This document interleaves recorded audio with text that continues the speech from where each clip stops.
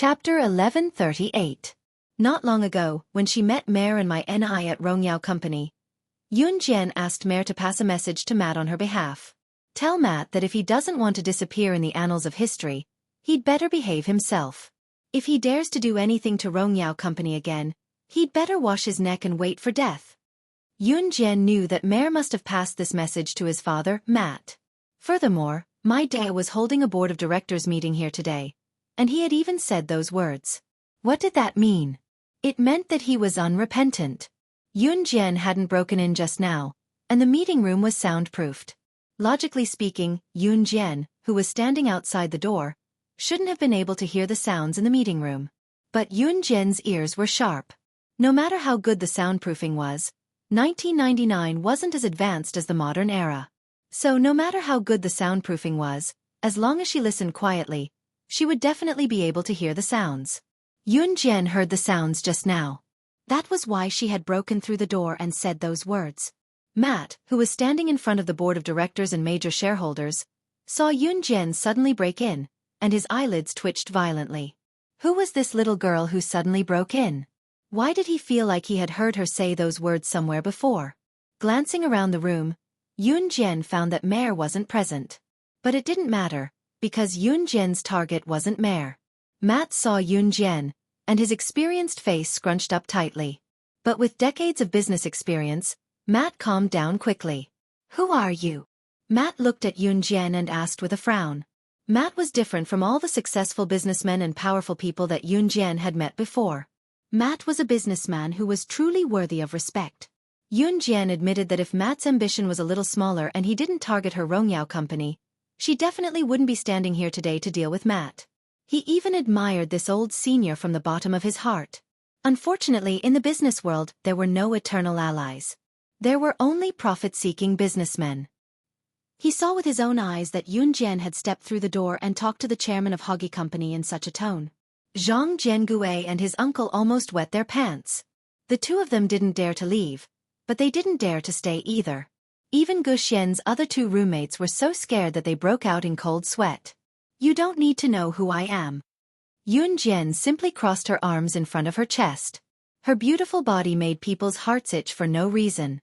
As soon as he finished speaking, Yun Jian's lazy expression suddenly changed.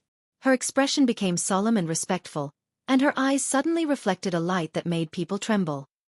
In the next second she said, You just need to know that if Xueqi Company dares to touch Rongyao Company, I have the ability to make sure that Xueqi Company won't see tomorrow's sun. My Da's aura was enough to make the board of directors and major shareholders revere him with awe and respect. Moreover, in the eyes of the Taoist businessman, Matt's aura was known to be unyielding. Some people even made a big fuss about Matt's aura, saying that Matt's gaze alone was enough to kill everyone present. But now, Yun Jian was standing at the door. She was just a teenage girl, but the aura she exuded was not inferior to Matt's at all. In terms of aura, Yun Jian's arrogance was even more daunting than Matt's. Dad, is the meeting over yet? Just as the atmosphere became tense, a tall and slender mare suddenly entered the door, surrounded by bodyguards. When Mare saw Yun Jian, he was completely stunned. After a pause, Mare looked at Yun Jian in shock and said, I'm sorry. Chapter 1139. Mare was stunned when he saw Yun Jian. He did not expect Yun Jian to be here, so his tone was a little stunned and he blurted it out. His tone was casual as well, but overall, Mare's shock was written all over his face. Mare, what did you say? Matt was an excellent businessman indeed. He reacted quickly and asked his son with a frown in a relatively shocked tone. In spite of this, Zhang Jiangui and his uncle, Guxian and his two other roommates, as well as the board of directors and major shareholders, were all dumbfounded. This teenage girl before them, a girl who had yet to reach adulthood, she was actually the director of Rongyao Company, one of the top 10 multinational corporations. In terms of status and capability, she was on par with Xueqi Company, the Rongyao Company? You're kidding, right? Guxian, your sister is. She's the director of Rongyao Company? Zhang Jiangui was stupefied. He stared at Yun Jian blankly and asked Guxian in a tone so shocked that he was at a loss for words. His tone, however, was still filled with disbelief. When Zhang Jiangui reached the last part of his sentence, he suddenly recalled something. Right, Gu Xian had said when he saw Hoggy Company's CEO, Mayor, when he entered the gate earlier. He had said that Hoggy Company's CEO, Mayor, looked familiar. Was he not the guest Yun Jian had invited to attend their parents' wedding? Gu Xian's words were directly refuted by Zhang Zhengue with a sneer. Zhang Zhengue would never believe it even if he saw a ghost. What a joke! Hoggy Company's CEO Mayor had gone to Country Z's Longmen City to attend the wedding of Gu Xian's parents, who came from God knows where. This was like an earthling taking a spaceship to the sun. This was something that was simply impossible to happen. But this time, the CEO of Hoggy Company, Mayor, had admitted it himself. Zhang Zhengue had no choice but to believe it. Therefore, Zhang Zhengue was completely stunned on the spot. At this moment, Zhang Zhengue was so ashamed of his previous behavior that he wanted to find a hole to hide in. In the beginning, he even deliberately showed off Hoggy Company in front of Yun Jian and Gu Xian. Now that he thought about it, his skin was really thick. Showing off in front of the chairman of Rongyao Company was like showing off in front of Tiger that he had caught a baby tiger. Zhang Zhengue and his uncle instantly turned pale. Chairman, she's the chairman of Rongyao Company. Mayor glanced at his father and spoke in a distant tone. In the company, Mayor had never called Matt father and Matt had always called his son by his first name. Oh my god! The chairman of Rongyao Company is actually a young girl who's still wet behind the ears. This news is too shocking. If this news gets out, it'll definitely be the headline of the international newspapers.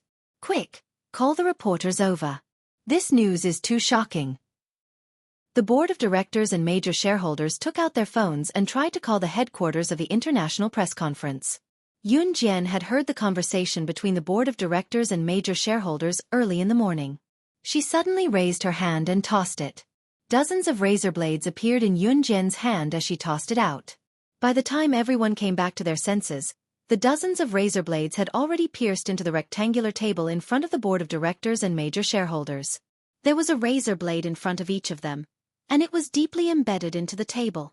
This exquisite blade-throwing technique made this group of old urchins who only knew business but did not know any martial arts stop in their tracks. They were so scared that their faces turned pale. However, at this moment, Yun Jian suddenly spoke.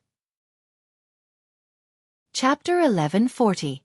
Headless Corpse? The people present were all big shots who had been in the business world for decades.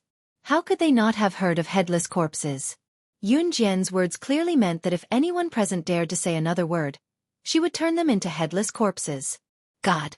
No one present would have thought of such cruel words even if they used their brains. But Yun Jian, she actually said it so easily? She was still a young girl who was not even 18 years old yet. The old men present, who were the board of directors and major shareholders, looked at the razor blade on the table in front of them and felt their hair stand on end.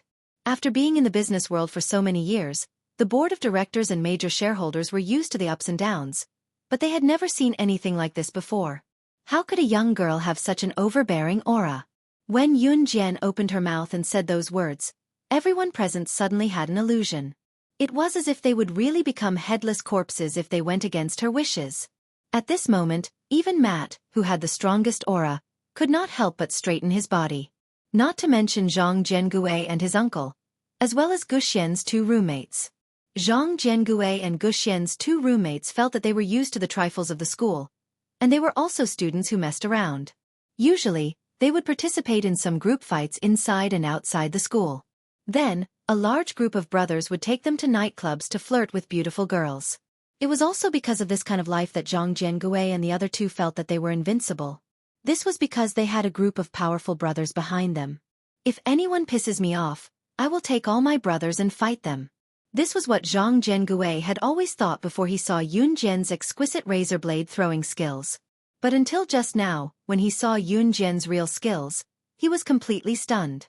More than 10 razor blades, with a wave of her hand, she successfully pierced the table in front of the board of directors and major shareholders, 3 inches into the wood. How many people in this world could achieve such a level of skill? If she threw the razor blade into a person's brain, wouldn't the blade also be 3 inches into the wood? Zhang Zhengue trembled. This was simply not something a person could do.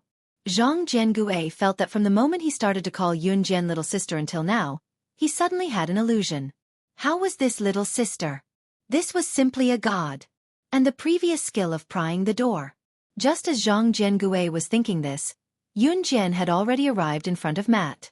She fixed her eyes on Matt, without hiding the killing intent in her eyes. Matt, let me give you one last piece of advice. If your Hagi company insists on going against my Rong and Yao company. Yun Jian paused, then she suddenly hooked a sinister and deep smile. Seeing Yun Jian's strange smile, everyone present felt a sense of suffocation. Unknowingly, everyone present had been attracted by Yun Jian's aura, and followed her rhythm. What? Matt forced himself to calm down, frowned, and asked this word very unwillingly. But just as Matt asked this word, Yun Jian's beautiful female voice continued, going against my Rongyao company, the Inferno Ring, will be the end of your Hagi company. As soon as these words came out, the tense bodies of everyone present trembled violently. If the identity of the Rongyao company was not enough to make Matt afraid, then the fallen Inferno Ring was undoubtedly an underground black market force that Matt would not dare to touch in his life. What did you say? Inferno Ring? You annihilated the Inferno Ring? After Yun Jian finished speaking, even Matt, who was always as calm as a mountain, showed a frightened expression. Chapter 1141. If the Rongyao company alone was not enough to make Matt afraid, then an assassin organization like the Inferno Ring was enough to make a righteous figure like Matt tremble in fear. Existences like the Rongyao company and Hagi company belonged to the righteous forces. Although Matt was the chairman of Hagi company and belonged to the righteous forces, as the chairman, Matt was able to stabilize Hagi company's international position until now. It was not difficult to see that Matt must have cooperated with a certain black market force. Therefore, to Matt and his group, the Inferno Ring was definitely not an unfamiliar organization. They knew very well what kind of position the Inferno Ring had in the world. And now that he heard what Yun Jian said just now, it would be strange if Matt was not frightened. Even the black market that Matt cooperated with the chairman of Hagi company was not on the same level as the Inferno Ring. Not to mention the existence that destroyed the Inferno Ring. Usually, if a righteous force wanted to coexist forever, they would find a black market force to support each other. Of course, these things were definitely done in secret. Matt's Hagi company naturally had a backer, so it was not difficult to explain why he was so shocked after hearing Yun Jian's words. At this moment, Matt only had one thought in his mind. Could it be that the Rongyao company's backer was even bigger than Hagi company's? The underground black market that destroyed the internationally famous assassin organization, the Inferno Ring, was it not? What is the Inferno Ring? At the moment when the atmosphere was unusually heavy, Zhang Jiangui's desperate voice sounded weakly. He suddenly had an impulse to claim credit in front of the chairman of Hagi company, Matt. Or perhaps he wanted to attract Matt's attention. As long as he attracted Matt's attention, he would not have to worry about food and clothing for the rest of his life. Therefore, Zhang Jiangue rolled his eyes and immediately thought of some flattering words. Then, he turned to look at Merd with his big round eyes and immediately blurted out, "Merd, you're right. Chairman, you are the big boss of Hagi company. That Inferno Ring is nothing.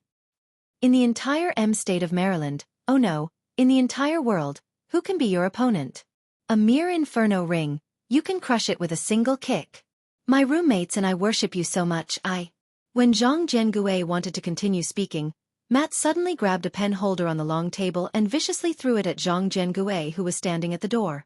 The pen holder, along with the pens inside, spilled out, and was smashed onto Zhang Jiangue's head from afar. Zhang Jiangue did not even dare to howl. He forcefully endured the pain, but then he heard Matt's furious voice sounded. Inferno Ring's presence is second only to an Hun group and Gusha mercenaries internationally. Even if Inferno Ring is annihilated, Hagi Holdings wouldn't dare to boast in such a tone. What you just said, if I hear half of it from someone else's mouth in the future, you're finished. Security, immediately take this person out of the company, and never let him enter Hagi company's door for the rest of his life. Matt roared furiously. Just because of Zhang Jiangue's words, Zhang Jiangue completely ruined his future. Zhang Jiangue was stunned. He did not expect Matt to be so afraid of that Inferno Ring. In fact, Matt was not afraid of the Inferno Ring, but he was afraid that if Hagi company's reputation of stepping on the Inferno Ring spread, the strong people in the world would not be convinced. Especially if Han and Kosha mercenaries heard this, they would be unhappy and would want to kill him. It would be a piece of cake to destroy the decades of hard work of his Hagi company in a day. Chapter 1142. Zhang Jiangue did not expect that he would end up like this just because he wanted to curry favor with Matt. Zhang Jiangue was still in a daze even after he was dragged out.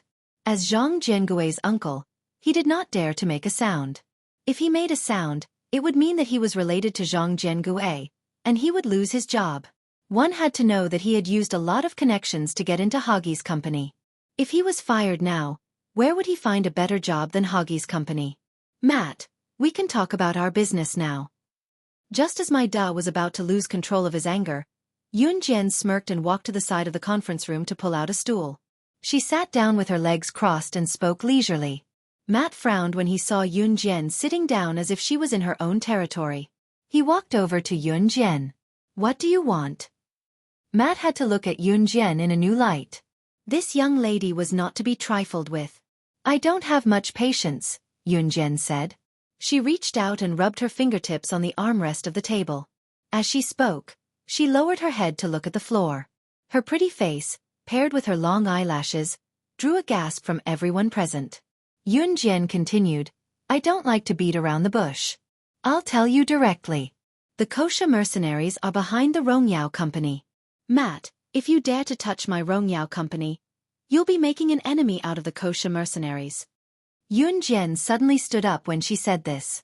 That's all I have to say. Think about it carefully. Yun Jian made a strange red arc with her lips. She turned around and walked out of the conference room.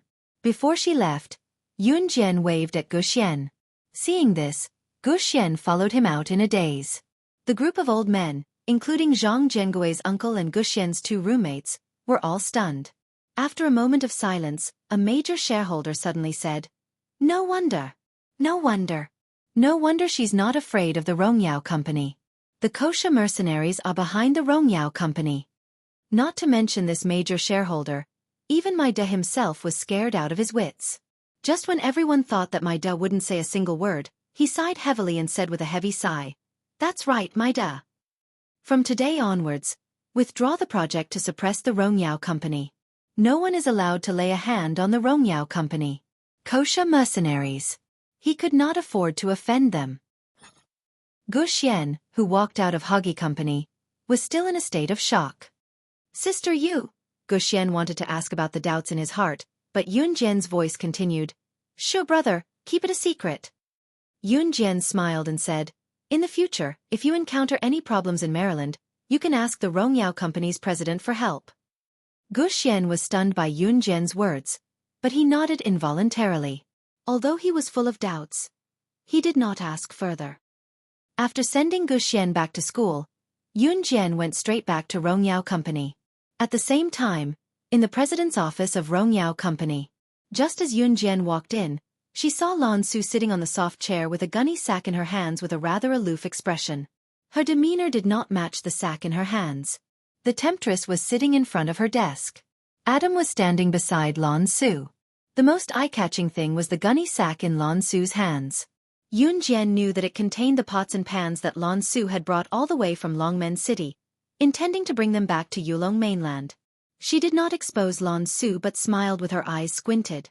After entering the office, Yun Jian said, Get ready. Let's go. Chapter 1143. Heh, Sister Jian, where are you heading to? Seeing Yun Jian enter the office, a luring demon stood up from her desk and went to Yun Jian, asking as she did so. To a good place. Yun Jian answered with a chuckle and told Alluring Demon, I've warned Matt. If he dares to target Rongyao company again, I'll annihilate him once and for all when I come back. Yun Jian's expression was cold when she said the latter half of the sentence, not looking like she was joking at all. Heh, Sister Jian is indeed domineering. Even Alluring Demon could not help exclaiming. Following Yun Jian back then was the best decision she had ever made in her life. When Rongyao company had just started, Yun Jian was still a girl of 13 or 14 years old. Her age was hardly convincing. However, Alluring Demon was already at her wits' end back then. Her father's company had gone bankrupt and was in huge debt. Unable to repay the debt, the group of people who came to Alluring Demon's house to collect the debt had even set their sights on her. Those people were inhumane. They even wanted to defile her in front of her parents. Alluring Demon was a tough nut to crack. She was so desperate that she was ready to bite her tongue and commit suicide. At the most desperate moment, before those people could do anything to her, Yunjian appeared. A luring demon thought that she would never forget that scene for the rest of her life. At 13 or 14 years old, Yunjian, who had yet to lose her childishness, was like a grim reaper. She killed the group of people and stared at a luring demon with a cold gaze. Then, she extended her hands to a luring demon and said something that changed a luring demon's fate. Are you willing to follow me? Let's go. Your office should be renovated. Remember to prepare some snacks when I come over next time. Yunjian rubbed her empty stomach and gestured to Adam and Lan Su, interrupting a luring demon's reminiscence. Watching Yunjian walk out of the office, the demoness took a step forward. However, she stopped in her tracks and stood in the same spot as she watched Yunjian and the other two's figures gradually disappear into the distance. Sigh, demoness, will follow you for the rest of my life. After Yunjian left the office, demoness' soft voice suddenly sounded. As the last word fell, the echoing sound in the empty office gradually faded until it disappeared. Country A. A southern country. This was the second time that Yunjian had come here. Country A's economic level was relatively backward, so when Yunjian, Lan Su, and Adam arrived, there was not even a hotel within a radius of 8 miles. Finally, they found a hotel in a relatively lively village. CE hadn't arrived yet, so Yunjian and the others had to stay here for a while. Country A was a relatively poor country, and the hotel that Yunjian and the other two were staying in was the most luxurious house in the village. A 2-story house built with mud and grass. If it rained at night, the house would definitely leak. After settling down, Yunjian went downstairs and asked the hotel owner's daughter, a young lady in her 20s, how far was it from here to the ancient tomb? Although she had been here once, when CE had an accident last time, Yunjian was anxious, so she didn't remember the way. The hotel owner's daughter was called Eliza. Eliza was a very beautiful lady, and women in Country A were used to wearing a veil and wrapping themselves up tightly. After Yunjian asked for the way, Eliza kindly warned Yunjian in Country A's language. Our Hassa village isn't very peaceful at night. A few days ago, many girls were kidnapped and defiled in the middle of the night, and they were only sent back the next morning. There were also many tourists who lost their money. There were also a few murder cases, but no police officers were willing to deal with these matters, so those criminals were never punished. Chapter 1144. Country A was a backward country. At the same time, the laws in Country A were not perfect. If this was Country Z, if such crimes like rape, theft, and murder happened, police officers would have come out early to investigate. Then, the culprit would be arrested and brought to justice. Therefore, the people of Country Z, whether it was 1999 or now, could not understand the backward living environment of Country A. There were even some foreigners who died in Country A, but no one called the police. Country A was such a country. Yunjian was standing at the front desk. After hearing Eliza's words, she understood it quite well. Yunjian nodded silently. Okay, thank you. Eliza reminded her out of kindness. Yunjian naturally had to express her gratitude. Eliza was not only a beautiful girl, but more importantly, she had a kind heart. After hearing Yunjian's words, Eliza smiled and nodded at Yunjian. Then, Yunjian asked Eliza some things in Country A's language. Eliza replied to all of them. Eliza's parents had gone out to the market. As they chatted, Yunjian heard Eliza talk about her family. Eliza's parents were farmers. Today they brought the things they made to the market to sell to earn money. Eliza, on the other hand, was at home looking after the hotel. Just as the two of them were talking, a restless voice came from outside the door. Oh my God! It's all your fault. You had to travel during the summer vacation to this god-forsaken place. After walking for so long and almost dying in the desert, you finally found a hotel. Little Chu, this isn't my fault. They insisted on organizing this trip to Country A. They even said that they were here to look for treasures. I don't think there's even a ghost here. What attracted Yunjian was that this group of noisy voices were conversing in Chinese. Country Z? Yunjian narrowed her eyes. She did not expect to meet people from her own country in a place like Country A. At this moment, 5 young people in their 20s dressed as university students walked in through the door. Among them, there were 2 women and 3 men. The man and woman walking at the very front were undoubtedly the two people who had spoken just now. Suddenly seeing Yun Jian's face, which was unique to her country, a girl walking behind her was pleasantly surprised. Then she walked over and asked Yun Jian in a calm but excited tone, "Are you from Z?" She paused for a moment. Seeing that Yun Jian was ignoring her, the girl pointed at herself and introduced herself. "My name is Ningxia. That girl is my friend. Her name is Lin Xiaochu," and Ningxia pointed at the people behind her and introduced them one by one. Then, she had the same feeling of joy as when she met people from abroad. She looked at Yun Jian with expectant eyes. Meeting people from his own country abroad, especially in a place where there were very few people from his own country, was a very happy occasion. Yun Jian. Yun Jian briefly introduced herself in Chinese. In return, Ningxia smiled. As for Lin Xiaochu, she did not even look at Yun Jian and stood in front of Eliza. When Lin Xiaochu passed by Yun Jian, she even glared at Yun Jian. It was only when she stood in front of Eliza that she suddenly realized that she and her friends did not know Country A's language. At this moment, Lin Xiaochu suddenly remembered that when they came in just now, Yun Jian was communicating with Eliza very smoothly in Country A's language.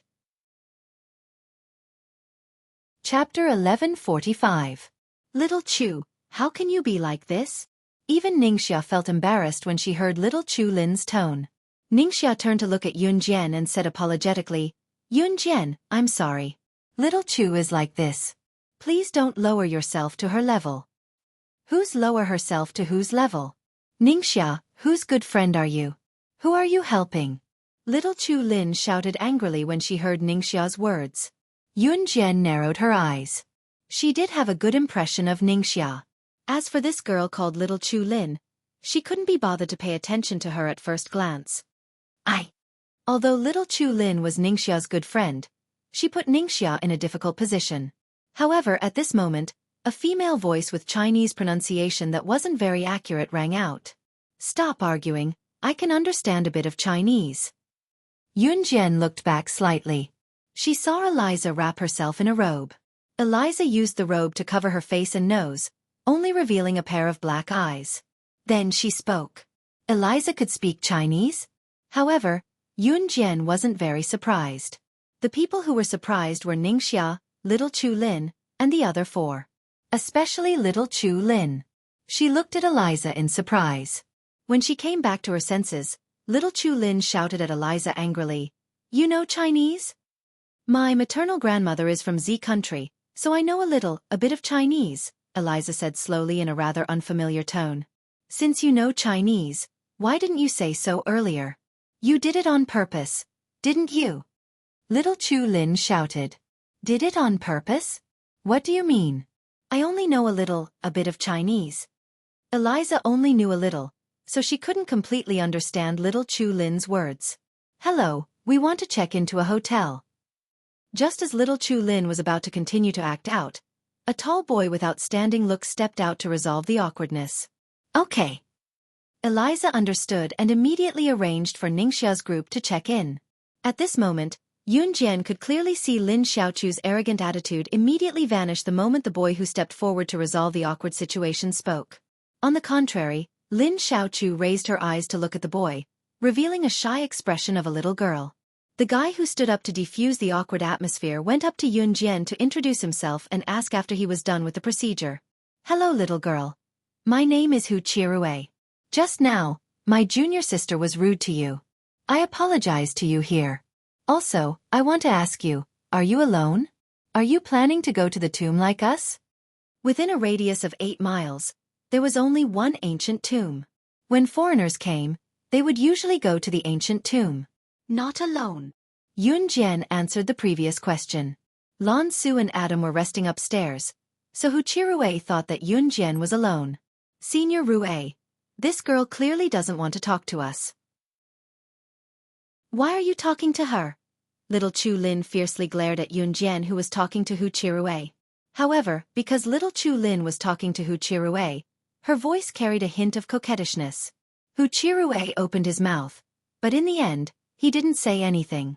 At this moment, Eliza told Ningxia, Little Chu Lin, and the others what she told Yun Jian before, that Hassa village wasn't very peaceful. After hearing Eliza's words, little Chu Lin suddenly looked at Yun Jian proudly, then said in a boastful tone, "The 5 of us aren't afraid. We're all from the university's Taekwondo club." Chapter 1146. As Lin Xiaochu spoke, she purposely turned her head to glance at Yun Jian. That expression, that look, it was as if she was saying that we know Taekwondo, but what about you? You don't know anything. Just wait for the robbers to come crying to you. Xiaochu, don't say that. My current abilities are only enough to hang around in our university. When I really step out into society, I'm still useless.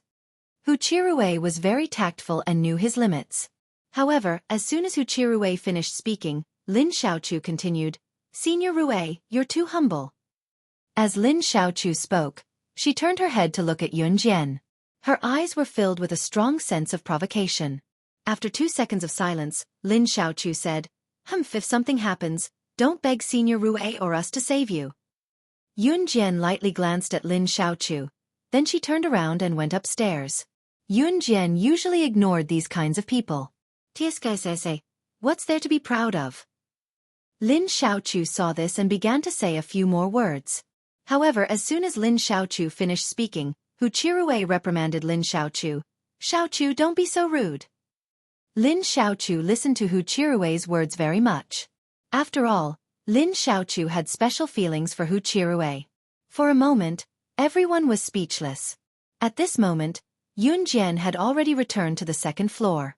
Although this hotel was quite shabby, there were quite a lot of rooms. Yun Jian and Lan Su shared a room, while Adam had his own room. Not long after Yun Jian returned to her room, Hu Chirue and the others noisily moved their luggage upstairs. They stayed in a room not far from Yun Jian's room. The night quickly darkened. This hotel didn't have any electric lights, and usually relied on candles for illumination. Now, Yun Jian was lying on the bed, looking up at the stars and moon through the broken window that couldn't block the cold wind from blowing in from outside. There was no internet in Country A, so she couldn't make calls. "Yun Jian, you're not asleep yet?" Lan Su turned over and moved closer to Yun Jian. "Okay," Yun Jian answered softly. There was silence for 2 seconds. Just when Lan Su thought that she would not speak again, Yun Jian said faintly, "I'm going to sleep." Just as Yun Jian was about to close her beautiful eyes, she seemed to hear something. That pair of long and narrow eyelashes didn't even have time to close before they suddenly opened. "Yun Jian, there's a sound." Lan Su also opened her eyes. The two of them instantly lost their drowsiness. Yun Jian nodded lightly, then whispered to Lan Su, "Sleep." The word sleep naturally referred to pretending to be asleep. Lan Su had followed Yun Jian for so long, so she naturally understood immediately. At that moment, Yun Jian and Lan Su closed their eyes. In the darkness, the door that was on the verge of collapsing and didn't have a lock was opened. A dark figure slipped in through the door as quietly as possible. After a while, Yun Jian could feel that the figure was sizing her up, and it even swallowed its saliva very thirstily. Under the moonlight, the figure reached out its hand towards Yun Jian. 3 seconds before it was about to touch Yun Jian's cheek, Yun Jian's leg, which was originally lying flat, suddenly lifted up.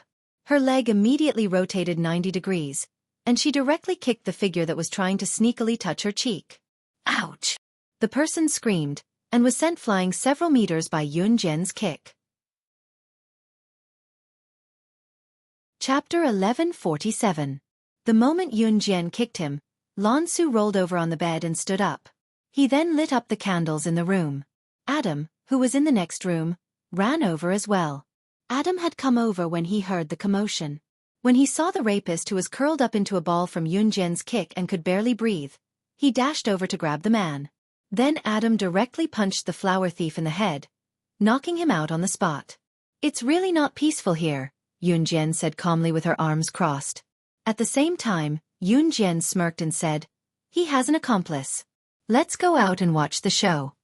They were just a few rapists and robbers. Did they really think they could take her down? When she was the secret agent slaying God, Yun Jian had been hunted down thousands of times by various top assassins and people on the international rankings. Therefore, she usually did not sleep well at night. As Yun Jian spoke, she had already reached the door of the dilapidated bedroom. Just as she reached the door, she turned sideways and said to Adam, "Bring them out." The same thing happened in Yun Jian and Lan Su's bedroom, Ningxia and Lin Xiaochu's bedroom, Hu Qiruwei and the other two boys' bedroom, as well as the hotel's owner, his wife, and Eliza's room. This group of robbers was not alone. They were in a group. At this moment, Lin Xiaochu had already been dragged to the entrance by a man whose face couldn't be seen. Lin Xiaochu shook her fair legs as the robber rushed her out of the room. At this moment, Hu Qiruwei and the rest arrived at the staircase and saw Lin Xiaochu being taken away. "Xiaochu!" Hu Qiruwei and the other two shouted. Ningxia was lucky because she did not sleep naked like Lin Xiaochu.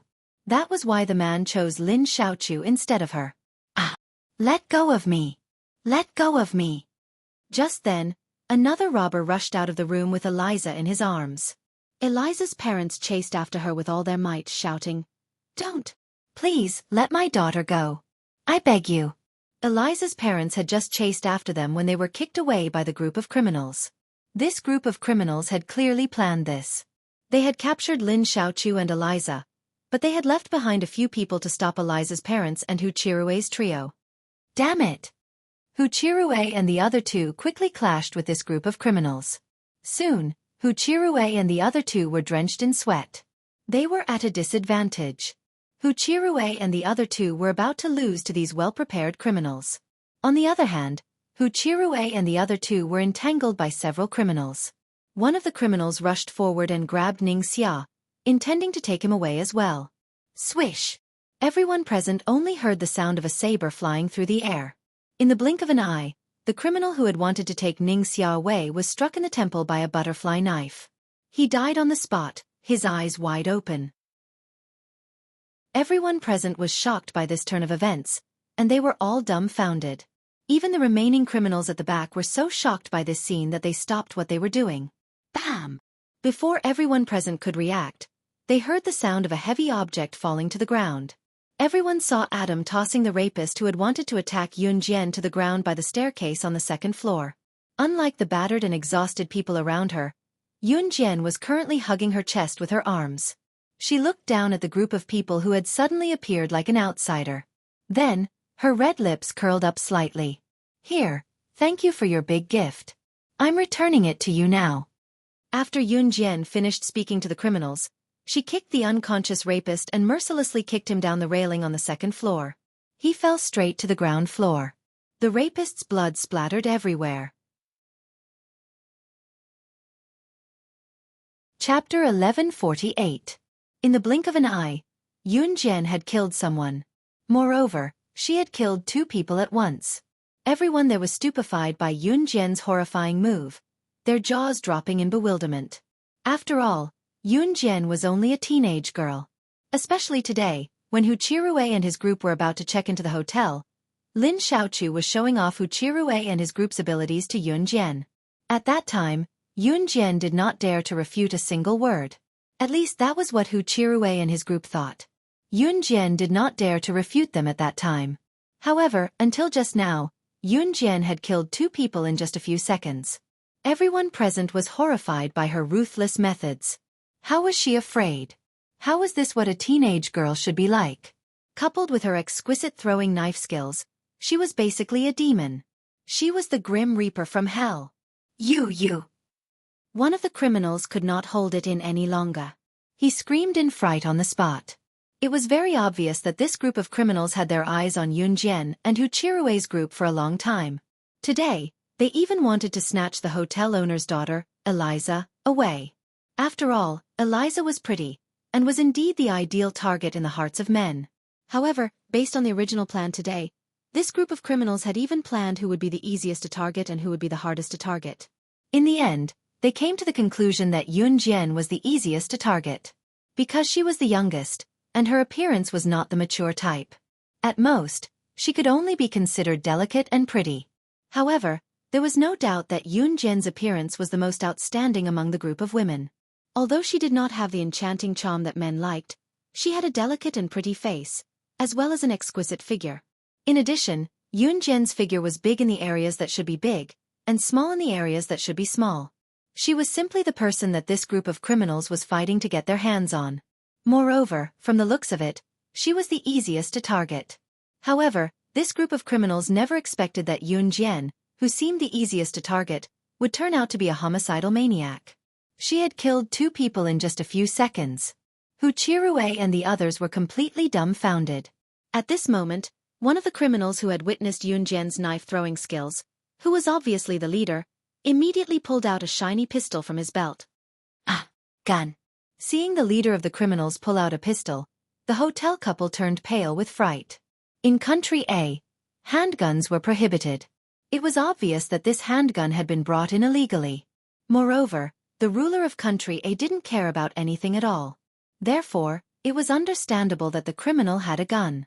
Xueqi and the others were just university students.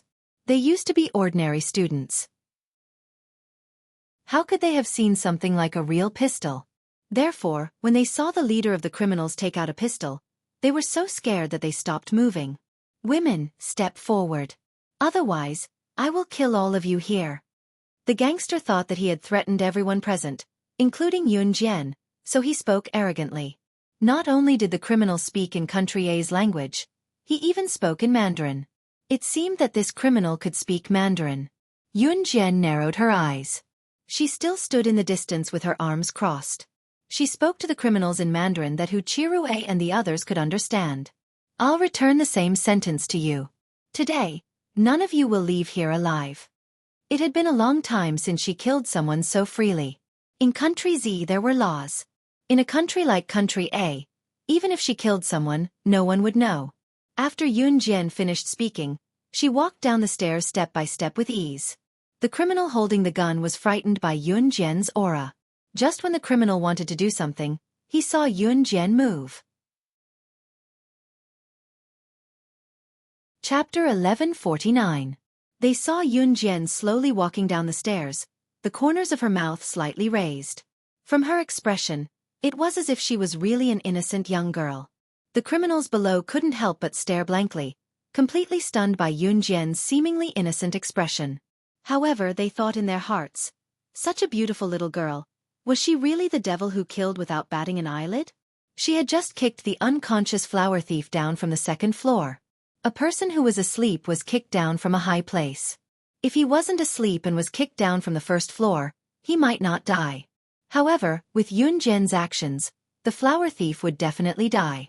Just as the people present were thinking this, they saw that Yun Jian had already reached the middle of the stairs. Her expression suddenly changed, and the curve on her face disappeared. In the next second, everyone saw an unforgettable and frightening scene. Yun Jian stood in the middle of the stairs. Before she reached the bottom, her legs suddenly kicked, and her entire body jumped up. She jumped over 10 meters. And this 10 meters was just enough for her to use the height of the stairs to jump in front of the criminals. Before Yun Jian's body landed, the gun-wielding criminal reacted. He raised his gun, his hand on the trigger, and wanted to shoot at Yun Jian, who jumped down from the air. Be careful. The surrounding people all broke out in cold sweat for Yun Jian. Ning Xia, on the other hand, immediately shouted out nervously. Ning Xia's impression of Yun Jian wasn't bad. If it wasn't for Lin Xiaochu, perhaps Ning Xia would have already become friends with Yun Jian. Xueqi's heart also tightened, but he glanced at Adam and Lan Su, who were with Yun Jian. Why didn't the two of them look worried at all? Could it be that they weren't worried for their friend? That criminal had a gun in his hand. Even if Yun Jian grew wings, she still wouldn't be a match for him, right? Just as he was thinking this, Yun Jian had already jumped up to the criminal. The criminal was scared. When he thought of how Yun Jian killed 2 of his companions without batting an eyelid, his heart trembled. Die! Little girl, you forced me to do this. Before the criminal made his move, he let out a low growl. Then, he pulled the trigger and pressed it down. However, just a second before the criminal pressed down on the trigger, Yun Jian jumped in front of the criminal. She stretched out her slender front leg, and suddenly kicked the criminal's wrist that was holding the trigger. There was nothing surprising about this kick. But what was frightening was that Yun Jian's kick, she broke the criminal's entire wrist. Even from where they stood, everyone could hear the loud cracking sounds coming from the gangster's wrist. The criminal's wrist was bent. His hand that was originally holding the gun toward Yun Jian was kicked away by Yun Jian at this moment. He was holding the gun stiffly. His hand was straight, but his whole palm was bent, facing himself. The criminal was kicked by Yun Jian, and the hand holding the gun hit himself in the heart. At this moment, the criminal had already pressed the trigger, and he couldn't stop in time. Bang! The gun went up and down. The criminal fired the gun, hit himself in the fatal point, and fell to the ground on the spot. Before he died, he let out a frightened sigh. This is impossible. There was actually such a little girl in the world who could break his wrist in the fastest speed and make him kill himself. Her speed was even faster than a gun. However, the criminal had already fallen to the ground after saying the last word. Before the criminal fell to the ground, Yun Jian caught the gun that he let go and sneered. So weak. Chapter 1150. When the surrounding criminals saw that Yun Jian had killed the criminal holding the gun, they all retreated, as if they were planning to retreat. At this moment, the two criminals who had caught Lin Xiaochu and Eliza first had already left with the other criminals at the door when they heard that something was wrong. After Lin Xiaochu and Eliza were taken away by the criminals, they had planned to wait for the criminals in the house to succeed before leaving together. However, when they saw that 3 criminals had died in the house, the criminals saw that the situation was not good and retreated first. Meanwhile, Lin Xiaochu and Eliza had their mouths covered and their mouths grabbed by the criminals. When the two of them saw the terrifying scene just now, they could not even make a sound. Especially Lin Xiaochu. Her mouth was covered by a criminal with hair on his hands, and she almost vomited in disgust. However, she still saw Yun Jian's shocking methods just now. That ruthlessness. Lin Xiaochu had always been proud that she, Xueqi, and the others were members of the university's Taekwondo club. Therefore, she was not afraid of being robbed on this trip at all. Firstly, it was because they knew Taekwondo. Lin Xiaochu believed that she was not weak, and Xueqi's Taekwondo level had already reached Black Dan 3. Secondly, it was purely because Lin Xiaochu thought that no matter how chaotic this place was, it was impossible for criminals to appear. However, not only did Lin Xiaochu miscalculate, she even thought that Yun Jian was just a little girl who did not know any skills. However, the methods that Yun Jian had just displayed, it made Lin Xiaochu extremely terrified. The way she killed people, it was as if she had just done a very ordinary thing. Was this still the skill that a teenage girl should have? While Lin Xiaochu was shocked, everyone standing in the house could not close their mouths anymore. Especially Xueqi and the others. He originally thought that Yun Jian would dodge the bullet, or try to grab the gun that had been holding the criminal's gun. However, who would have thought that she would break the criminal's wrist with one kick, causing the criminal to end his own life with his own bullet? Xiaochu, let go of Xiaochu. By the time they came back to their senses, the group of criminals had already started to retreat. Meanwhile, the criminals outside had already captured Lin Xiaochu and Eliza and placed them in a van. The van also started at the same time. After seeing Yun Jian's skill just now, the few criminals who stayed behind all wanted to retreat quickly to the gate. They didn't want to die. This little girl was too scary. She was simply inhuman. However, in the next second, Yun Jian's hellish voice came from behind. She blurted out, "I told you, don't even think about leaving this place alive." Yun Jian's voice was accompanied by a series of gunshots that sounded like machine guns. Bang bang bang bang bang. There were still 5 criminals left in the room. Yun Jian used the pistol she had just snatched to kill them in a matter of seconds. They didn't even have time to react. Yun Jian fired these 5 shots without even looking. However, every shot hit a criminal's temple. Perhaps it was because Yun Jian's actions were too shocking. Xueqi and the others in the room were stunned again. He was so shocked by Yun Jian's pistol skills that he couldn't extricate himself. However, at this moment, the van outside the house had already driven away as fast as it could. Yun Jian lowered her eyes. She turned around, and the pistol slid down her hand to the ground. She walked upstairs and even stretched out her hand to yawn. "Adam, take care of the scene," Yun Jian said and was about to go upstairs. It was obvious that she didn't want to care about what happened next. Among Xueqi's group of 4, one of them was the shortest and ugliest of the 3 boys. He panicked when he saw Yun Jian walking upstairs. Chapter 1151. The shortest and ugliest boy among the 3 saw Yun Jian heading to the second floor, so he immediately rushed to the stairs to block Yun Jian's way. This boy's name was Duan Tianyu. He liked Lin Xiaochu, which was why he was so anxious when he saw Lin Xiaochu being taken away. Although the boy liked Lin Xiaochu, he knew that he wasn't capable enough. In addition, he saw Yun Jian's skills just now, so he ran up to block Yun Jian. Tianyu, this matter has nothing to do with her. It's already very good of her to deal with the criminals in the house for us. We'll go save Xiaochu ourselves. Hu Chirue frowned. Although he didn't know how to save Lin Xiaochu and Eliza, he didn't even know where the criminals had taken them. However, Hu Chirue could tell that Yun Jian didn't want to care about this matter anymore. After all, to Yun Jian, they were just passers-by on her journey.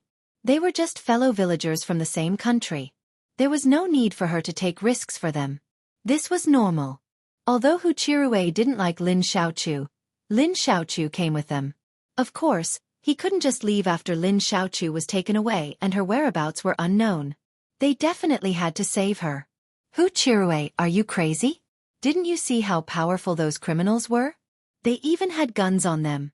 If we go save her ourselves, aren't you asking us to jump into a fire pit? Although Duan Tianyu liked Lin Xiaochu, he cherished his own life more. Therefore he yelled at Hu Chirue. After yelling, Duan Tianyu turned around to look at Yun Jian. You killed so many criminals just now. Since you have the ability, why don't you go save her? Duan Tianyu said this as if it was only natural. After hearing Duan Tianyu's words, Yun Jian's lips curved into a smile. It was a mocking smile. After laughing, Yun Jian stopped smiling and asked in return, I do have the ability to save her, but why should I? This matter had nothing to do with her. Yun Jian was not a good person. Even Eliza, who she got along well with, had been taken away. She, Yun Jian, would not save them. Yun Jian wouldn't take the risk if it didn't bring her any benefits. Yun Jian was not to be blamed for being ruthless. In her world, or rather as a secret agent, she was not to be blamed for being ruthless. Leaving him in the lurch was just to protect himself. Who knew if today's incident was a trap or not? She, Yun Jian, would never do anything that did not benefit her. Duan Tianyu was stunned by Yun Jian's words, but because he was worried about Lin Xiaochu's safety, he was only stunned for a moment before he continued to shamelessly say to Yun Jian, That's because we're all Z citizens. Now that your fellow countrymen are in trouble, you clearly have the ability to save them, yet you refuse to save them. How can there be someone like you in this world? Duan Tianyu insisted that the unreasonable words were reasonable. Yun Jian chuckled and retorted, imitating Duan Tianyu's words. How can there be someone as shameless as you in this world? After saying this, Yun Jian paused. Then, with a flip of her hand, the butterfly knife that she had just retrieved from the criminal's corpse appeared in her hand. Yun Jian held the butterfly knife in her hand and swung it skillfully. Then, she pointed the blade at Duan Tianyu. She was arrogant, but she had the ability to do so. She said arrogantly, Looks like you're planning to die under my knife. Then I won't hold back. As Yun Jian spoke, just as she was about to swing the knife, Duan Tianyu was so scared that he rolled away from the side. He was still shouting with all his might, as if he was recalling the scene of Yun Jian killing someone. Chapter 1152. Yun Jian glanced at him coldly. She saw Duan Tianyu roll to the side like a pug after seeing the butterfly knife in her hand. She couldn't help but smile coldly and plan to head upstairs. Just as she was about to head upstairs, she heard the sound of two people kneeling on the ground behind her. Yun Jian lowered her eyes and narrowed them slightly. She turned around and saw the owners of this hotel, who were Eliza's parents, kneeling in front of her. Eliza's father was called Satana, and her mother was called Yule. Eliza's parents were good citizens who knew their place in Country A. At this moment, they were kneeling in front of Yun Jian without a care for their image. Yun Jian raised her eyebrows. In the next second, Eliza's father, Satana, kowtowed heavily in the direction of Yun Jian in the middle of the stairs. At the same time, Satana's voice rang out, but he spoke in Country A's language. Hu Chirue and the rest couldn't understand him at all. Eliza is my wife and I's only daughter. She is our life. Young lady, I know you're capable, but I don't want to interfere in this matter. My wife and I are already old. We can't lose our daughter. So I would like to implore you to save our daughter. I know this request is rude. I can also tell that you're used to using that butterfly knife. If you can agree to our request, I'll give you our family heirloom. Our family heirloom is a dagger. It's extremely sharp. The person who owns it can use it to cut anything. If you use its blade to cut a piece of iron, you can cut it into pieces as easily as cutting tofu. As long as you agree to save our daughter, I can transform it into a butterfly knife and give it to you. Satana's words were very sincere. Unlike Duan Tianyu, Duan Tianyu's tone when he spoke to Yun Jian was completely commanding Yun Jian. However, Satana knelt in front of Yun Jian and used his family heirloom to exchange with Yun Jian. After hearing Satana's words, Yun Jian's heart was moved. As an assassin or a special agent, it was undoubtedly very attractive to have a legendary artifact in their hands. Yun Jian had only heard of the kind of knife that Satana was talking about. According to the current level of science, it was still impossible to figure out how to make a knife so sharp.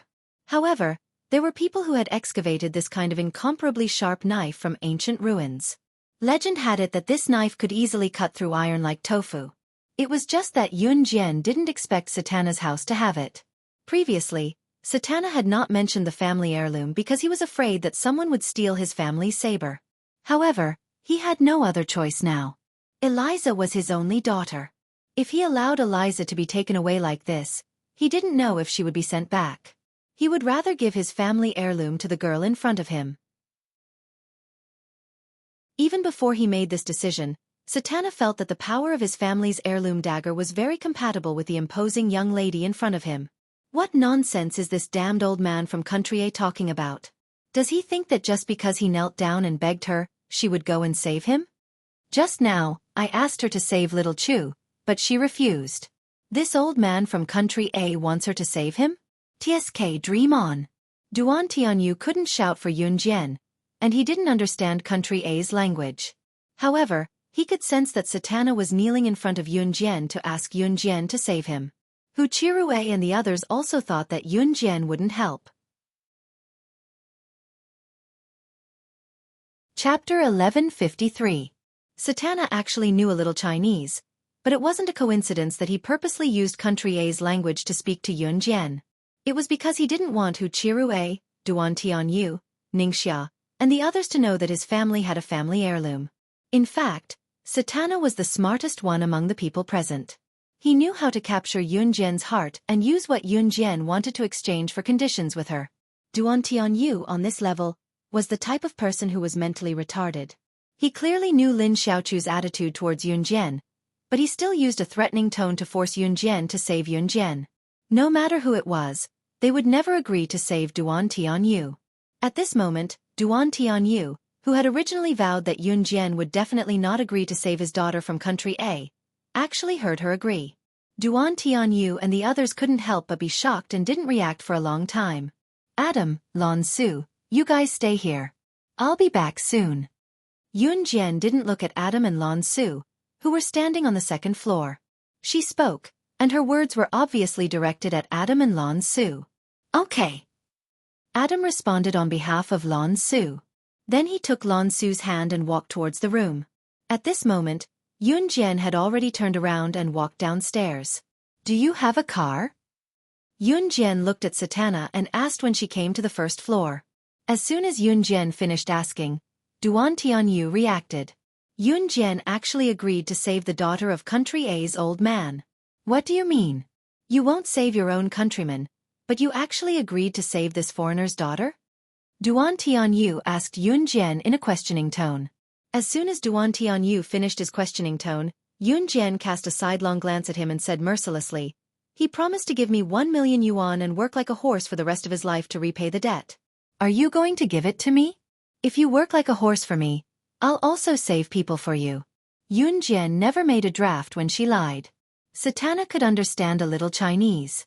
He understood that Yun Jian knew that he didn't want to expose the family heirloom, so Satana looked at Yun Jian gratefully. You're asking for too much. 1 million yuan, you're asking for it.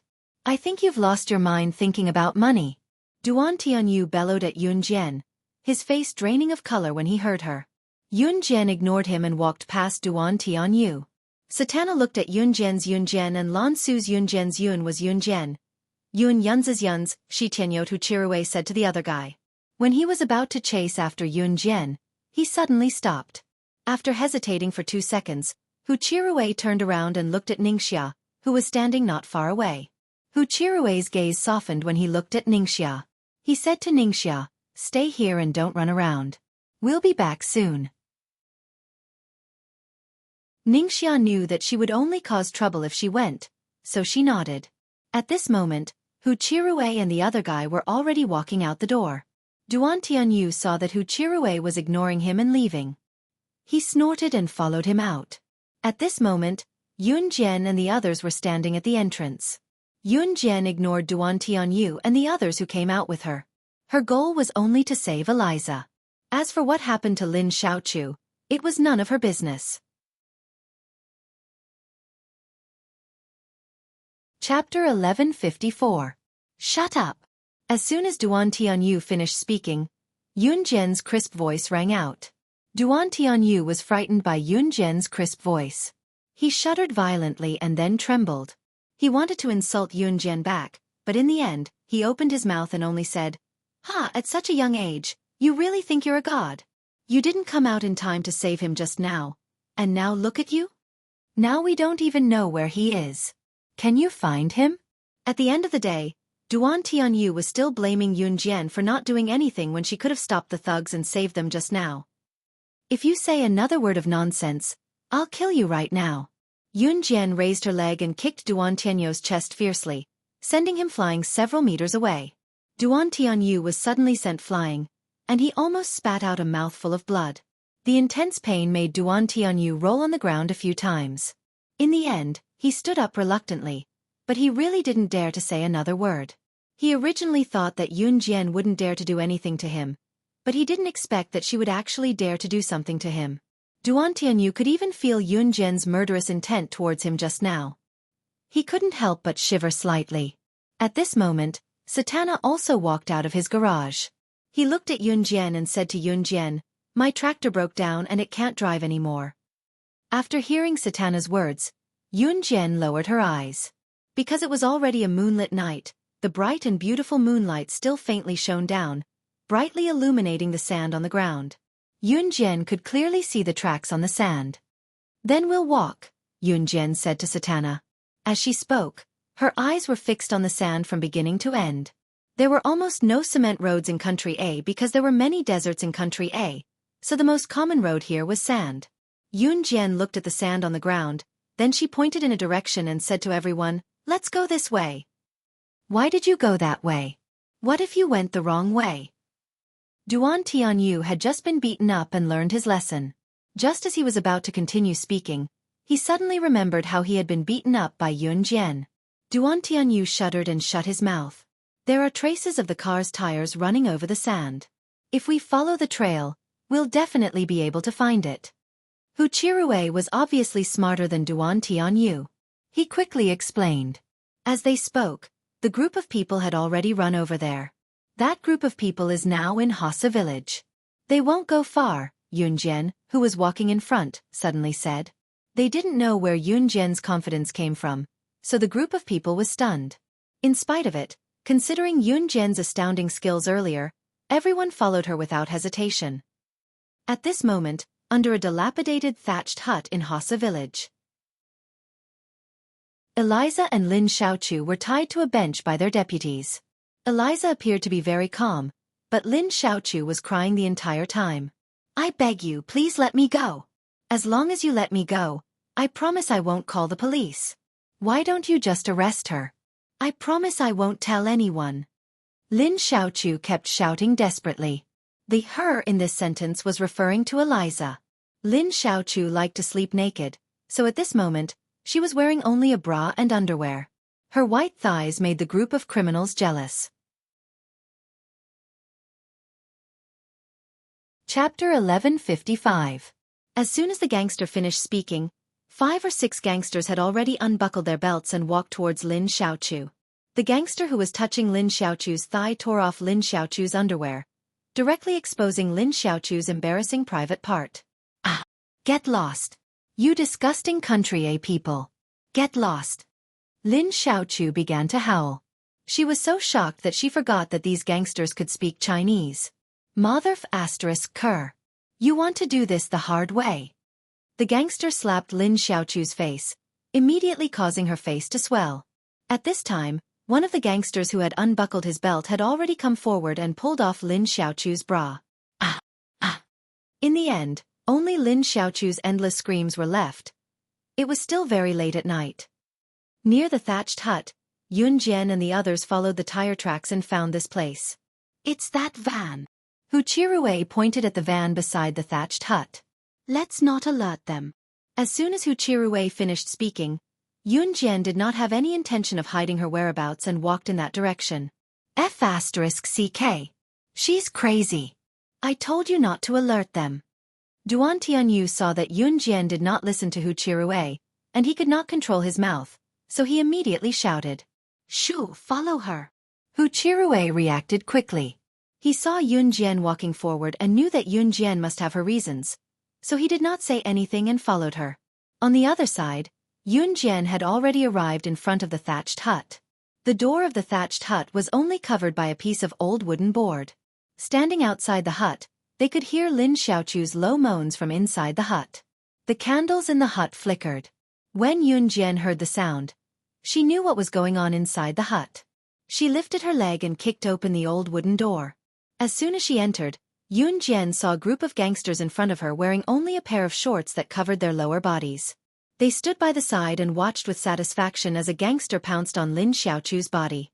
Little Chu Lin had been screaming at the beginning, but now she was actually enjoying it a little.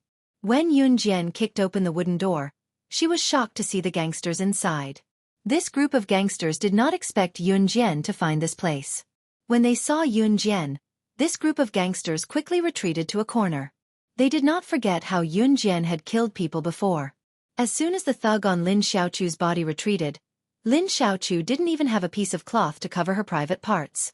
Hu Chirui and Duan Tianyu, who had followed closely behind, also saw this scene. Hu Chirui caught a glimpse of this scene from the corner of his eye.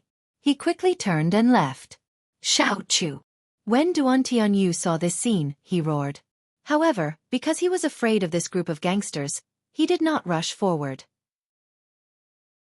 Yun Jian pretended not to see anything. She walked straight to Eliza and untied the rope that bound Eliza. Aside from the fact that she had watched a free reality show, Eliza wasn't injured at all.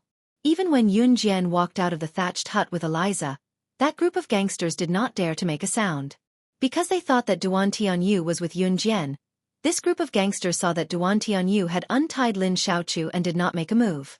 Yun Jian had just walked out of the thatched hut with Eliza when suddenly, the sound of a black Lamborghini came from afar. Finally, the car braked and stopped on the spot. One of the two figures who got out of the car made Yun Jian smile slightly. Country A was a poor country. Hassa village was already considered a big village. A family like Satana's was one of the best in the village. If they could own a tractor, they would be considered rich.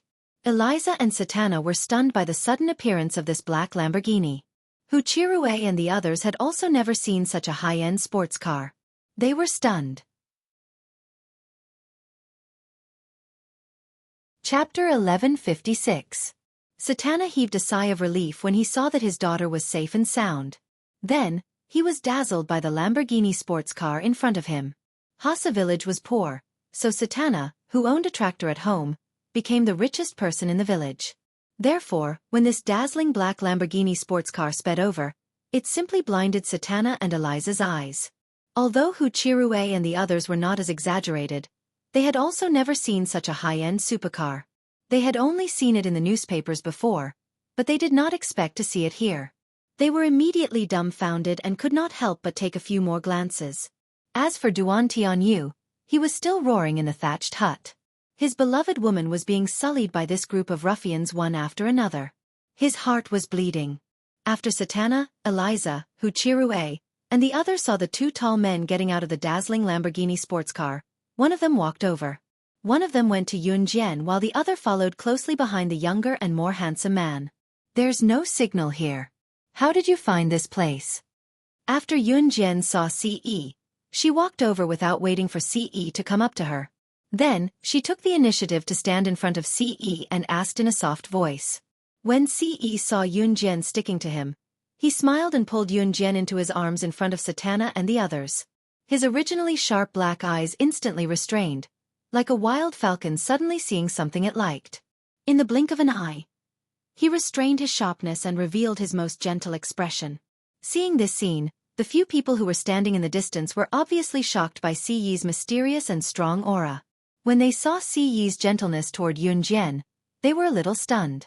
He gave off the feeling that he was an innate powerhouse. The people present could only watch from afar and could not get close. But when he faced Yun Jian, that kind of aura was instantly restrained. It was as if he was holding a beloved treasure. Even the gaze he looked at Yun Jian with was full of doting. Xueqi unconsciously held Yun Jian's small hand, then said to Yun Jian in the most gentle tone, "Before you guys came, Adam sent me the location. I found Adam and he told me what happened just now." Obviously, Xueqi had followed the tire tracks of the van to find them. Yun Jian nodded lightly.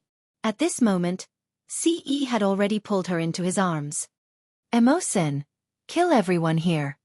When Xueqi raised his head, his gaze shifted from Yun Jian to Satana and the others in front of.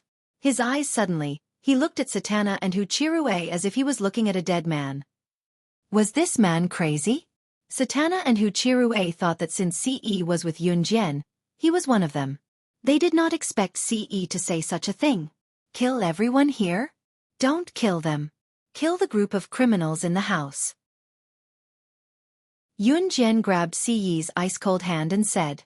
Yun Jian had come here to obtain the legendary sharp knife that could cut through steel like tofu. If Satana died, she would not even know where the knife was hidden. Since it was Satana's family heirloom, it must be hidden in a very secretive place. Don't blame Yun Jian for being greedy. Yun Jian had indeed stopped Xueqi because of that knife. I'll listen to you. After hearing Yun Jian's words, Xueqi said gently to Yun Jian.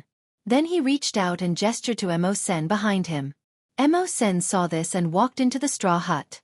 At this moment, Lin Xiaochu, who had already put on her clothes, staggered out of the straw hut. Because Lin Xiaochu was covered in the smell of criminals, Duan Tianyu did not want to help her up.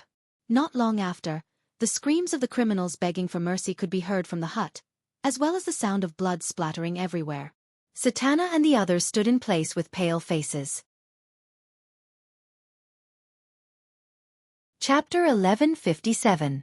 Because they were suppressed by Xueqi's aura, no one present dared to utter a single word. After Emosen killed the group of thugs in the house, he walked out. Similarly, he didn't utter a single word, but he gave everyone present a bone-chilling feeling. At this moment, Emosen directly walked in front of Xueqi and expressionlessly said to Xueqi, "Young master, they've all been silenced." After saying this, Emosen threw the blood-stained knife in his hand onto the ground with a paw sound. This action caused everyone present to tremble and jump in fright. It felt as if killing the group of thugs in the house, killing a group of living people was a very ordinary thing. Xueqi indifferently replied. Then, he grabbed Yun Jian's small hand and walked towards the Lamborghini sports car. Take care of the scene. Xueqi left these 5 short words. He tugged Yun Jian toward the Lamborghini. They were halfway there when Lin Xiaochu's fearless voice came from behind them. What the hell? She clearly could have saved me. Why didn't she save me just now? It's her. It's all her fault that I was. Lin Xiaochu pointed at Yun Jian's back and screamed. At this moment, her feelings were extremely complicated. Lin Xiaochu had a boyfriend before, so she wasn't a virgin anymore. However, she was gang-raped in front of so many people. Furthermore, she was seen by her most beloved senior Rui. How was she going to face others? All of this was Yun Jian's fault. She clearly had the ability, but she didn't save her. Lin Xiaochu didn't care that Xueqi had ordered Emosen to kill the thugs in the house. It could be said that she didn't even notice that Emosen had killed the thugs. Right now, Lin Xiaochu's mind was filled with thoughts of taking revenge on Yun Jian. Lin Xiaochu was only halfway through her screams when Duan Tianyu rushed forward and covered her mouth. Just now, Xueqi wanted to kill them. If Yun Jian had not stopped them from the start, they would have been killed by now. Although Duan Tianyu didn't want to touch Lin Xiaochu, who had been gang-raped by the gangsters, he was more afraid of death. Therefore, he immediately rushed forward and covered Lin Xiaochu's mouth to prevent her from saying anything that would provoke Xueqi. Ce paused for a moment before he grabbed Yunjian's hand and returned to the car. They then drove back to the hotel. Seeing that Ce had come over in the middle of the night, Adam had a reason to take Lan Su to his room. Lan Su didn't refuse this time. Mo Sen slept alone in a room. The next day, Yunjian and the others were ready to set off for the entrance of the tomb. The next day, when Satana woke up and was about to leave, he kept his promise. He made the dagger which he had spent the whole night making, into a butterfly knife and handed it to Yunjian. In order to make the dagger into a butterfly knife, Satana didn't sleep for the whole night. It could be seen that he was really grateful to Yunjian. Thank you. Seeing this, Yunjian also thanked him and took the butterfly knife. I hope you can treat our family's heirloom well. This was Satana's only hope. He solemnly told Yunjian. Okay. Yunjian nodded. After that, Yunjian and the others set off for the tomb. On the way, Yunjian disguised Ce, Adam, Lan Su, Mo Sen, and herself. Not only did the raccoon know how to disguise himself, but she also knew how to do it. With her original appearance, the 5 of them were too outstanding. Therefore, she disguised the 5 of them, including herself, into very ordinary-looking young people. The tomb wasn't far from Hassa village. Just as they approached the only entrance of the tomb, which was a dry well, they saw that there were tents set up all around them. The car was still moving forward, but after a while, it was stopped by a middle-aged man. Chapter 1158. The entrance is blocked? Yunjian narrowed her eyes and asked. Yunjian and the rest had disguised themselves as ordinary people. Their appearances were very ordinary, except for their slim figures. Yunjian had disguised herself as a young girl with freckles. Her appearance was very ordinary, the kind that people would not be able to remember even if they looked at her 100 times in a crowd. However, her sharpness did not diminish at all. Yes, the middle-aged man stopped Yunjian and the rest out of kindness and spoke to them politely. After a pause, the middle-aged man introduced himself and then explained in detail. My name is Lu Guodong, and I'm an archaeologist. Half a year ago, I heard from the people who went into the tomb that there were no more treasures down there. So many people came out. Oh right, I believe you've heard of the rumor that the tomb only allowed people to enter but not leave. Later, the rumor was dispelled by a young girl, and that young girl brought everyone out of the tomb. Only a small number of people were still unwilling to come out. But I heard that there were no treasures down there. About 2 months ago, someone found a jade pendant down there, and said that it was an ancient relic. So everyone came here to look for treasures again. It's a pity that they didn't find anything. Who would have thought that there would be a flood 3 days ago, and the huge rocks on the mountain collapsed and blocked the dry well at the entrance of the tomb? The people down there can't come up, and we can't go down either. But don't worry, the excavating engineers said that they can reopen the entrance in 10 days. Haha. The middle-aged man, who was the archaeologist named Lu Guodong, was obviously a warm-hearted person. So even if Yunjian and the rest did not ask, he still told Yunjian and the rest in detail. What Lu Guodong did not know was that it was Yunjian who had cracked the rumor of only entering but not exiting the tomb that he was talking about and brought the people out. When Yunjian first came out of Yulong mainland, the people who were waiting for the stone door to open in the Xanadu, which was as big as a sports field in the tomb, saw that there were no treasures inside and followed Yunjian out. Everyone thought that they had waited in vain. Only a small number of people remained in the distance. In the end, 2 months ago, someone found a jade pendant. That jade pendant was an ancient relic and was quite valuable. Therefore, people from all over the world who had lost interest in exploring the tomb once again flocked to the tomb. However, an accident 3 days ago had blocked the entrance to the tomb, which was the dry well. That was why Lu Guodong and the others pitched their tents near the dry well and waited for the engineers to open the entrance before swarming down. Yunjian understood Lu Guodong's words. Since the entrance was blocked, they really couldn't go down. Under Lu Guodong's kind guidance, Yunjian and the others also set up their tents. Lu Guodong was a very warm-hearted person. When it was time for dinner, Lu Guodong came over to invite Yunjian and the others. Would you like to have lunch with us? We just set up a barbecue grill. Since fate has brought us together, let's have a meal together. Thank you. Lu Guodong was being kind, so Yunjian thanked him. After that, Ce hugged Yunjian and led the group to where Lu Guodong's friends were. In Lu Guodong's group, there were a few young people. Of course, there were also some who were the same age as him. There was a very ugly woman in her 20s who was dressed to the nines. When she heard Lu Guodong's introduction to Yunjian and the others, she smiled and went up to Yunjian. "Hello, I'm Feng Shaoqin. Let's be friends." As Feng Shaoqin spoke, she thought to herself, "Finally, there's a girl who's uglier than me."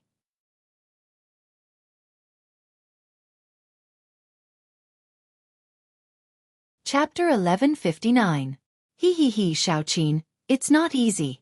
Finally, there's a girl who looks more attractive than you. Ha ha ha. Sitting not far away from Feng Shaoqin, a rather pretty woman wearing a pair of short jeans and dressed very fashionably said to Feng Shaoqin in a strange tone. The girl who looked more attractive than Feng Shaoqin was none other than Yunjian.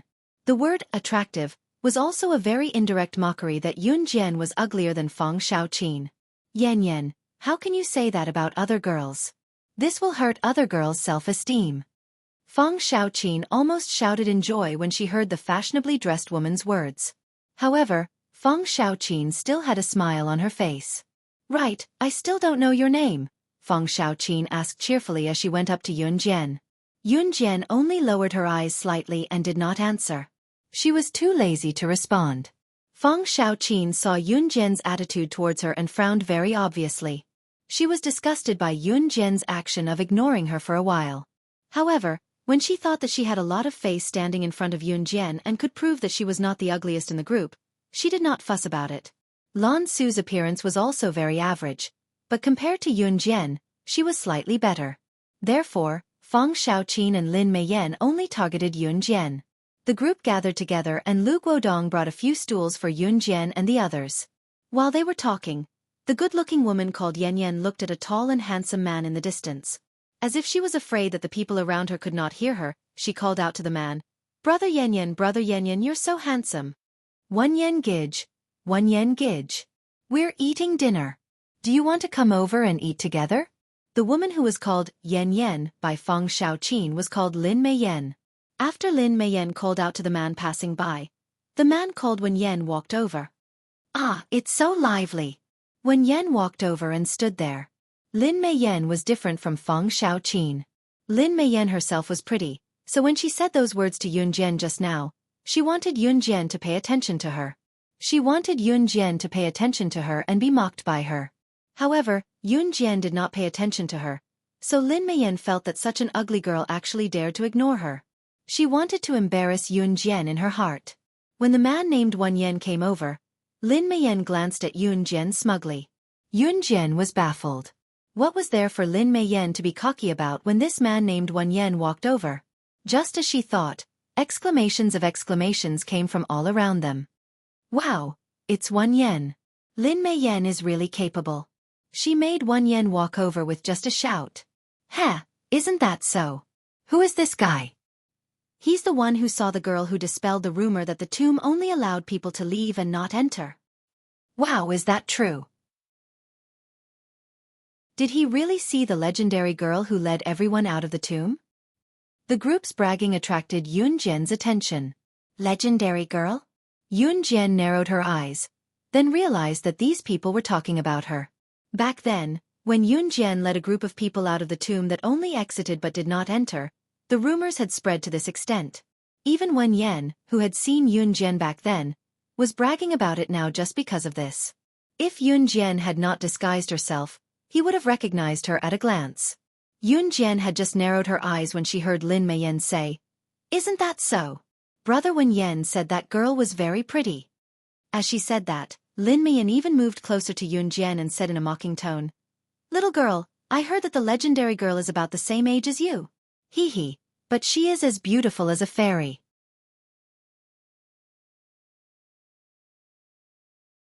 Chapter 1160. Lin Meiyan felt that knowing Wan Yen was something to be proud of, because Wan Yen had seen the legendary girl. "Oh." Yunjian was a little impatient, so she casually replied to Lin Meiyan. Ce couldn't be bothered with Lin Meiyan, so he reached out and pulled Yunjian into his embrace. Ce's appearance after his disguise was very ordinary. Although he was tall, he didn't attract any attention. Yun Jian had disguised the 5 of them, including herself, because she did not want them to stand out and attract unwanted attention. However, she didn't expect that they would still attract attention even though they had disguised themselves to be ugly. Lin Mei Yan had only hooked up with Wen Yan not long ago. Because Wen Yan had seen the legendary girl, everyone here worshipped Wen Yan like a god, trying to get information about the legendary girl's deeds from Wen Yan. Because of this, Lin Mei Yan used the fact that she knew Wen Yan as her pride. So when she saw Wen Yan earlier, she called him over because she wanted to show off in front of Yun Jian that she knew someone like Wen Yan. However, Lin Mei Yan never expected that Yun Jian's reaction would be so calm. This made Lin Mei Yan even more unhappy. She cussed in her heart. "You're so ugly, but you don't even give me the reaction I expected." Lin Mei Yan became even angrier as she thought about it. She always wanted to teach Yun Jian a lesson. As she thought about it, Lin Mei Yan saw Ce pull Yun Jian into his embrace, so she became suspicious. "Are you two boyfriend and girlfriend?" Lin Mei Yan asked with a fake smile. "She's mine." When Ce heard Lin Mei Yan's words, he didn't even raise his head. He lowered his eyes and looked at Yun Jian, declaring his sovereignty in a very domineering manner. If it was in the past, when such a handsome man like Ce said such things to Yun Jian, the surrounding people would be extremely envious. But it was different this time. This time, Ce had an ordinary face. Just like Yun Jian's ugly face, she couldn't be remembered in a crowd. "You two are really a good match. An ugly man with an ugly woman. There was really no one more compatible than you two." Lin Mei Yan held back her sarcasm and said sarcastically. Yun Jian and Ce ignored her. Seeing this, Lin Mei Yan felt even angrier. However, at this moment, Lin Mei Yan's eyes suddenly flickered. She realized that Ce and Yun Jian were probably ignoring her because she was much prettier than them. Thinking of this, Lin Mei Yan almost couldn't help but sigh at her own beauty. At this time, the food on the barbecue rack in front of him was also cooked. Lu Guodong distributed food to everyone fairly. After lunch, Lu Guodong brought a group of men to the entrance of the tomb, which was the dry well, to help.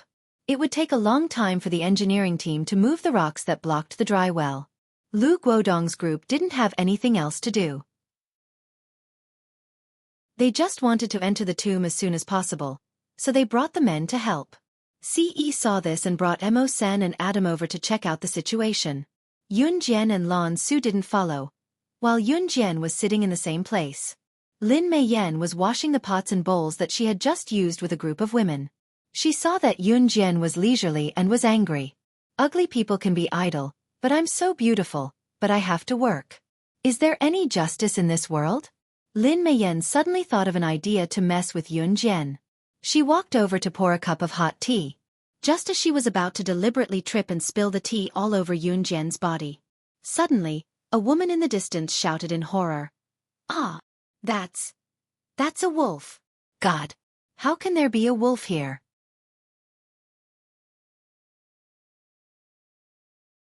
Chapter 1161. Although there were many tents set up here, it was not to the point of overflowing. Even from where they were, they could see a ferocious male wolf roaring as it gradually walked towards them.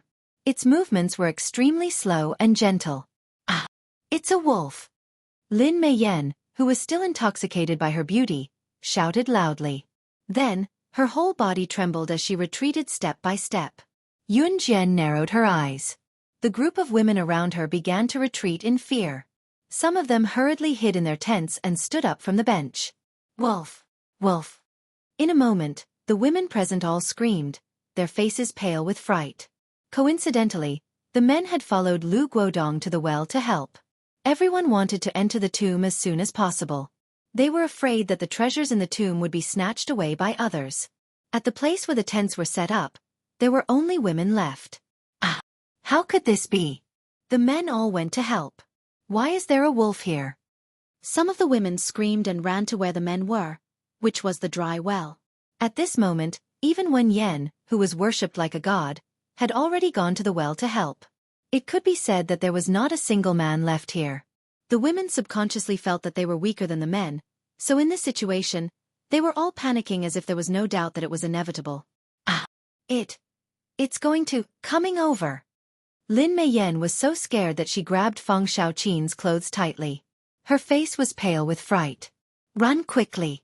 Run quickly, let's run to the well, they are all there. Some of the women began to shout, thinking that as long as they ran to where the men were, they would be safe. It's too late. Just as the women were about to lose themselves in panic and wanted to run to the men to seek protection, Yun Jian's indifferent and fearless voice rang out. What do you mean it's too late? Do you want us all to die here? How can you be so vicious? Everyone run quickly. Lin Meiyan thought. She suddenly pushed Feng Xiaoqin away and was about to lead the way to the dry well when Feng Xiaoqin stopped her. Oh woo! The male wolf howled. What followed was Yun Jian's curled smile, which was extremely strange. She slightly raised her lips and explained, wolves are pack animals. Do you think there will only be one wolf? Just as he finished speaking, dozens of wolves jumped out from the bushes and stared at the group of women in front of them. At the same time, they blocked the path from here to the well. Why are there so many wolves? I don't want to die, sob sob sob. A large group of women hugged each other tightly. They were so scared that they were wailing and trembling all over. Lin Meiyan was also scared out of her wits. The pack of wolves gradually approached, but at this moment, Yun Jian suddenly pulled out the sharp butterfly knife that she had just obtained from Satana from her trouser pocket. She curled her lips and sighed. Then she said to Lan Su, who was behind her without fear in the face of danger, "You came at the right time. I also want to test the power of this knife." "Heh, Lan Su, do it." Yes. Lan Su obeyed. She flipped her hands and took out 2 darts from her trouser pockets. Lan Su was used to using darts. At this moment, Lan Su held the darts in her hands and used them as knives. You too want to." Lin Meiyan saw this scene. She was so scared that she screamed loudly. Could it be that the two of them wanted to use the weapon in their hands that looked like they had no chance of winning and fight with these dozens of wolves? What kind of joke was this? But at this moment, Lin Meiyan saw Yun Jian's red lips curl up. On that ordinary and freckled face, there was a frightening smile. In the next second, Yun Jian shouted and stepped forward with Lan Su.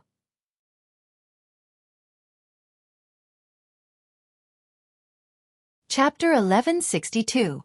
The moment Lin Meiyan spoke, Yun Jian and Lan Su had already rushed into the pack of wolves with knives in their hands. In Country A, there were a lot of ungoverned bushes. Of course, it was precisely because there was no one to govern them that there were a lot of wild animals. Like this pack of wild wolves, they were real carnivores, and at the same time they were also the rulers of the jungle. Dozens of wild wolves were eyeing the crowd covetously, and were already roaring with hunger. It was obvious that these dozens of wild wolves hadn't eaten for a long time. Hungry wild wolves could pounce on their prey without any regard for their lives when they saw them. Their fighting power was absolutely amazing. And Yun Jian and Lan Su were just 2 weak women. In Lin Meiyan's opinion, she felt that Yun Jian and Lan Su were so ugly, and they really thought that they had some heaven-defying ability. They're holding back the pack of wolves, let's run. Lin Meiyan's first thought was to run away. Because to Lin Meiyan, if Yun Jian and Lan Su dared to rush up, it meant that they were most likely dead. Just right, this could also buy time for her to escape. However, just as Lin Meiyan was about to turn around and run, she heard a woman's exclamation from the side. "Oh my God, she. From the corner of her eyes, she saw that none of the women around her turned around to run. Lin Meiyan suspiciously turned around, but she saw a scene that overturned her worldview. She saw that Yun Jian was leading the pack, and she rushed up to the 3 roaring wild wolves. Oh woo! The 3 leading wild wolves hadn't even reached Yun Jian yet. They saw Yun Jian's knife swinging from right to left at an extremely fast speed. The group of women present couldn't even see it clearly with their naked eyes. And the 3 wild wolves had already leaped towards Yun Jian, trying to pounce on Yun Jian and bite her ruthlessly. However, just as the 3 wolves were about to pounce on Yun Jian, their internal organs were slashed by Yun Jian's extremely sharp butterfly knife. The internal organs of the 3 wild wolves were cut open at the same time. Their skin and flesh were torn open. In the next second, the hearts of the 3 wild wolves hung out of their flesh and shattered at the same time. He died on the spot. There was not even the slightest bit of struggle. This was the power of the butterfly knife in Yun Jian's hand, which was forged by Satana and belonged to his family heirloom. Yun Jian curled her lips into a smile. With just a light stroke, the 3 wild wolves died in front of her. She curled her lips in satisfaction at the weapon she had just obtained. This smile carried a hint of wickedness. However, when the group of women in the distance saw this scene, their expressions were even more exaggerated than if they had seen a ghost. Lin Meiyan was so frightened that her entire body stiffened. She didn't dare to move anymore. The expression on her face was even uglier than if she had eaten dog shit. She actually killed 3 wild wolves. And her speed was so fast. Without much time to think, everyone saw Yun Jian kick the 3 leading wild wolves away. The knife rose and fell. Wherever Yun Jian passed, blood splattered. The seemingly ferocious wild wolves couldn't even get close to her before they were killed by her knife. At this moment, Yun Jian was like a death god from hell, mercilessly executing lives one by one. Lin Meiyan and Feng Shaoqin, who were standing in the distance, were so scared that they almost knelt on the ground. Was this still a teenage girl? She could actually deal with a pack of wolves. And she was unharmed. Even if an adult man saw such a pack of wolves, he would be scared witless. Later, when the men at the other end of the dry well heard the words of a woman who had rushed over to call for help, saying that the women here were blocked by the pack of wolves, they rushed back with their fastest speed only to see this scene.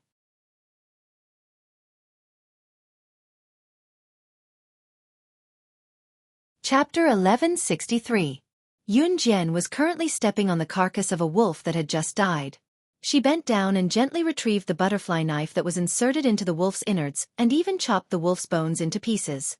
Drawing a red arc, she was obviously satisfied with the blade's sharpness. As she pulled it out, she lifted her feet and stood on the ground. Lan Su had killed a few wolves as well, but he did not kill as many as Yun Jian. He was not as intimidating as Yun Jian just now. Lu Guodong, Wen Yan, and the others who had sprinted back from the old well sucked in a sharp breath. Yun Jian's last action just now had hinted that she was the one who had killed the wolves. Am I seeing things? This little girl, she actually killed these dozens of wolves? Oh my god. Is this a joke? There are so many wolves. Even if we made it back in time, we'd have to fight to subdue them. But she and another little girl, these 2 little girls, had actually killed dozens of wild wolves. This was a joke. The people around them began to chatter, their faces draining of color as they spoke. As for the women, they were too frightened to utter a word. The wolves just now had given them too much of a shock. Ce, who had returned from the old well with Adam and Mo Sen, was obviously not worried that something would happen here. Dozens of wolves were ferocious, but to his Xiao Jian, they were completely harmless. Yun Jian stood in the middle of a pack of wolf carcasses, surrounded by the fresh blood of the carcasses. Even an adult man with strong willpower would be so shocked by the gory scene that he felt nauseous. He might even be secretly afraid of seeing blood. Looking at Yun Jian, however, the girl did not even feel the slightest fear from seeing so much blood and carcasses. It was as if killing so many animals was nothing more than an insignificant thing. In spite of it, no one, be it a man or a woman, dared to approach them. While everyone was still in a daze, a tall silhouette flashed in front of them. In the next second, Ce stepped on the carcasses and came to Yun Jian. At the same time, he reached out to pull Yun Jian into his embrace and murmured softly, "I won't go far from now on. Whether it's killing humans or wolves, I'll do it for you." As he spoke, Ce carefully held Yun Jian's soft hand. His gentleness was a stark contrast to his aloofness when he treated others. Listening to Ce's alluring words, even the women standing far away were envious. If Ce did not look so average, he could probably drive all the women there crazy. At the moment, everyone's attention was on what Ce said. "Whether it's killing humans or wolves, I'll do it for you." Killing humans? These 2 words made everyone who reacted to the situation stunned in horror. He could actually say the words killing humans so casually. Pfft, don't flaunt your feelings if you're so ugly. How compatible. Both of them were so ugly, how compatible. After Lin Meiyan recovered from her fear, she saw that Yun Jian and Ce were the center of attention. She was very envious and mocked them. Just as she finished speaking, large droplets of rain suddenly fell from the sky. It's raining? Someone reached out to catch a large drop of rain and asked in surprise. At this moment, the rain gradually became heavier. At the same time, the rainwater washed the faces of Yun Jian and Ce.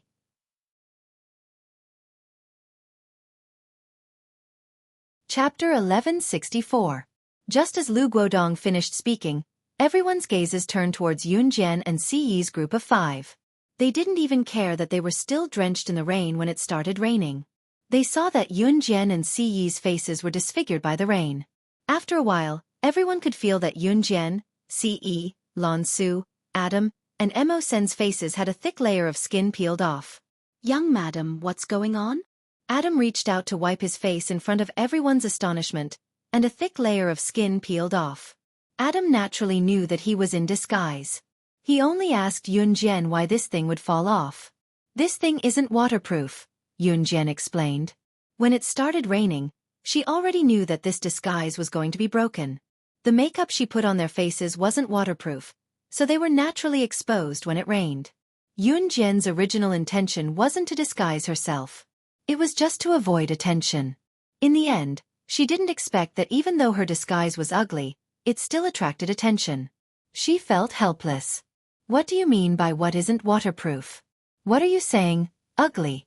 Lin Meiyan was getting more and more annoyed with Yun Jian's words. She stood on the spot and didn't see Yun Jian clearly. However, when she heard Yun Jian's beautiful voice, she thought that the heavens had given Yun Jian a beautiful voice, but didn't give her a beautiful face. How great would it be if she had such a beautiful voice? That way, she would become a beautiful woman with a beautiful voice. However, just as Lin Meiyan finished speaking, she saw Yun Jian use the rain to wipe her face. Then, she revealed a face that was completely different from the one that was so ordinary that no one would be able to recognize her. This face was very delicate and pretty, exquisite to the extreme, small and beautiful. Moreover, this little face that had been washed by the heavy rain, although compared to those enchanting and charming beauties, this delicate and pretty little face did not have the slightest bit of charm. However, this delicate face was many times more beautiful and pleasing to the eye than those enchanting and charming faces. It could be said that at this very moment, Yun Jian, whose disguise had been washed away by the heavy rain, was simply the highlight of the entire scene. In addition, Yun Jian's figure was very slim. Previously, Lin Meiyan's heart was filled with jealousy. Yun Jian was so ugly, but she had such a slim figure. In spite of it, Yun Jian's ugliness comforted Lin Meiyan and Fang Xiaoqin.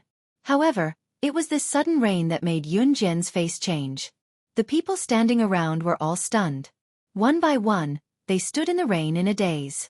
None of them thought of going into the tent to hide from the rain. Instead, they stared at Yun Jian. "Oh my God!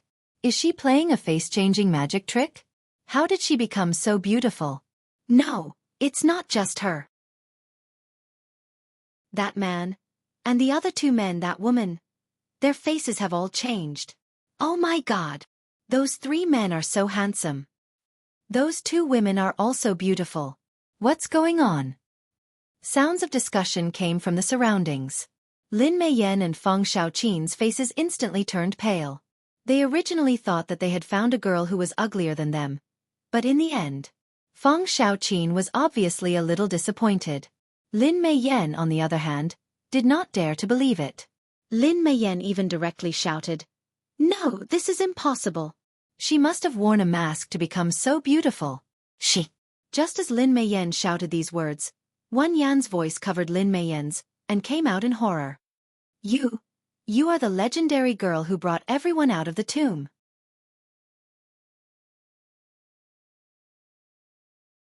Chapter 1165. If Lin Meiyan had suspected that Yun Jian must have done something to make herself beautiful, then Wan Yan's words had completely destroyed Lin Meiyan's theory. Wan Yan was the most popular one because he had seen the girl who had dispelled the rumor of only entering but not leaving in the tomb. And now, under the rain, Yun Jian and the other 4 revealed their original stunning appearances. But after revealing their original appearances, Lin Meiyan had said that Yun Jian had become so beautiful because she wore a mask. The surrounding people were almost misled by Lin Meiyan's words. After all, could there really be such a beautiful girl in this world? Yun Jian's beauty gave people the illusion that she shouldn't exist in this world. But Wan Yan's words directly refuted Lin Meiyan's words. And what attracted everyone's attention was when Yan actually said that Yun Jian was that legendary girl? Heavens! How was this possible? Now that they knew that Yun Jian was so beautiful, they once again found out that Yun Jian was actually that legendary girl. Lin Meiyen's expression was worse than if she had eaten dog shit. Her face was tense and trembling, and the corners of her mouth were twitching. And what was even more shocking was that not only was Yun Jian's appearance so outstanding, Ce, who was standing beside her, had removed his disguise and was now even more handsome than before. There was actually such a beautiful girl and such a handsome man in this world. At the beginning, Lin Meiyen had not only ruthlessly attacked Yun Jian and Ce's appearance, she had even used the derogatory term, compatible, to describe them. Lin Meiyen had even bragged about that legendary girl in front of Yun Jian, saying that the legendary girl was as beautiful as a fairy. What she meant was that she wanted to tell Yun Jian that an ugly girl like her was an eyesore in this world. And now, when she found out that Yun Jian was that legendary girl, Lin Meiyen felt as if she had been slapped to the ground by an invisible hand. The more arrogant Lin Meiyen was before, the more embarrassed her expression was now. As for Fang Shaoqin, who had wanted to get close to Yun Jian and make herself look prettier, she didn't look any better. What was different from everyone else's dumbfounded expression was that Ce, the center of attention, was getting close to Yun Jian. At this moment, it was raining heavily. After the rain had blurred the makeup on their faces, Ce reached out and pulled Yun Jian into his embrace. He held Yun Jian completely in his arms and used his firm chest to shield her from the strong wind and heavy rain. "Don't get caught in the rain. Let's go into the tent," Ce said gently. Then, under the envy of the crowd, he held Yun Jian's hand and walked towards the tent. Anyone who wasn't blind could tell how much Ce doted on her. He simply doted on her to the bone. Previously, Lin Meiyen felt that Ce's looks were very ordinary and didn't fit her taste. Therefore, she didn't feel envious of how much Ce doted on Yun Jian. Instead, she used a mocking tone to criticize him. Now that they had seen Ce's face, even Lin Meiyen was envious of him, let alone the others. "Are the two of you really a couple?" Lin Meiyen wished she could become Yun Jian and lie in Ce's arms. She gritted her teeth and blocked Ce from bringing Yun Jian back to the tent. "Adam, throw her out." Ce suddenly raised his sharp eyes and looked at Lin Meiyen with murderous intent. Adam walked over and wanted to throw Lin Meiyen out without another word. "Do you still have any sense of reason? This is our territory." Lin Meiyen said this sentence with righteous indignation. Bang! As soon as Lin Meiyen finished speaking, Adam took out a desert eagle from his waist and fired a shot at Lin Meiyen's feet.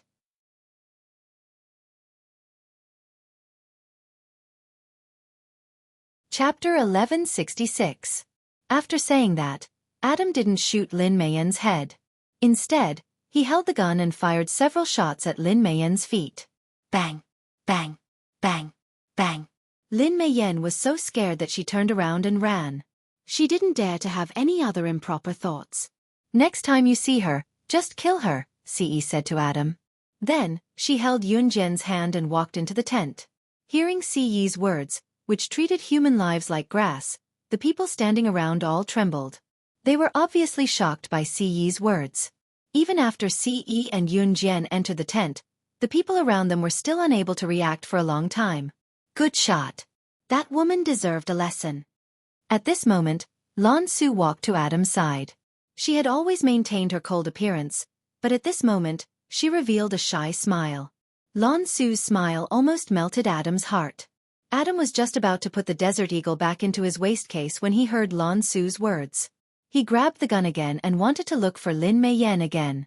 "I'll just kill her in seconds."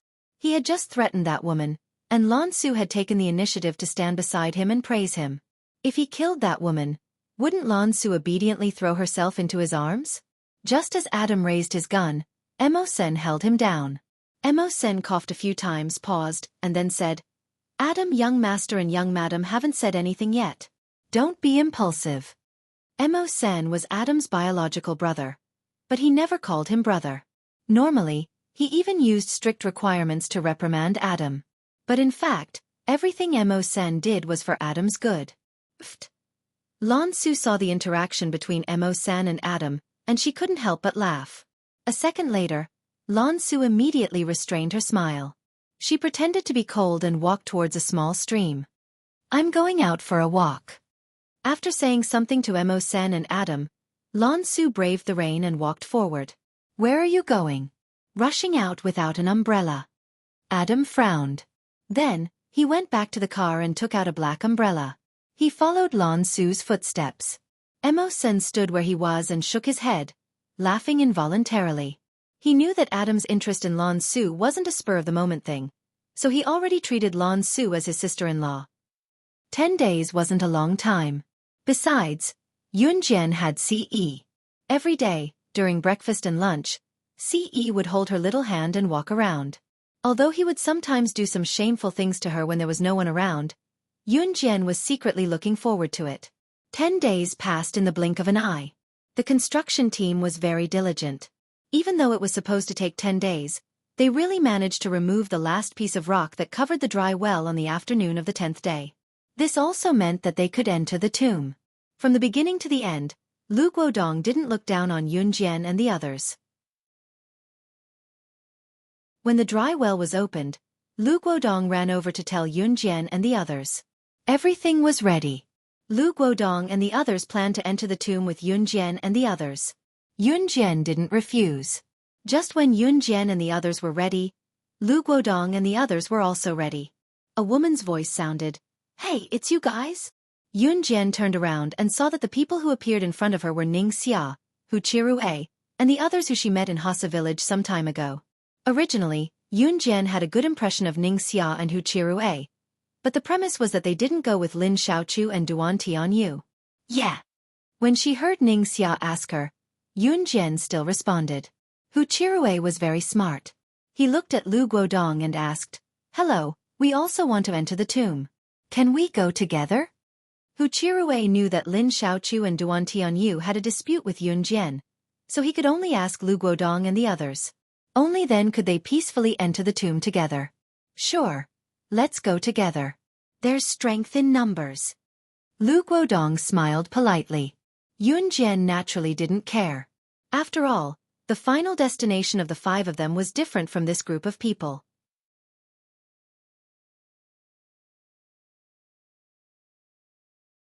Chapter 1167.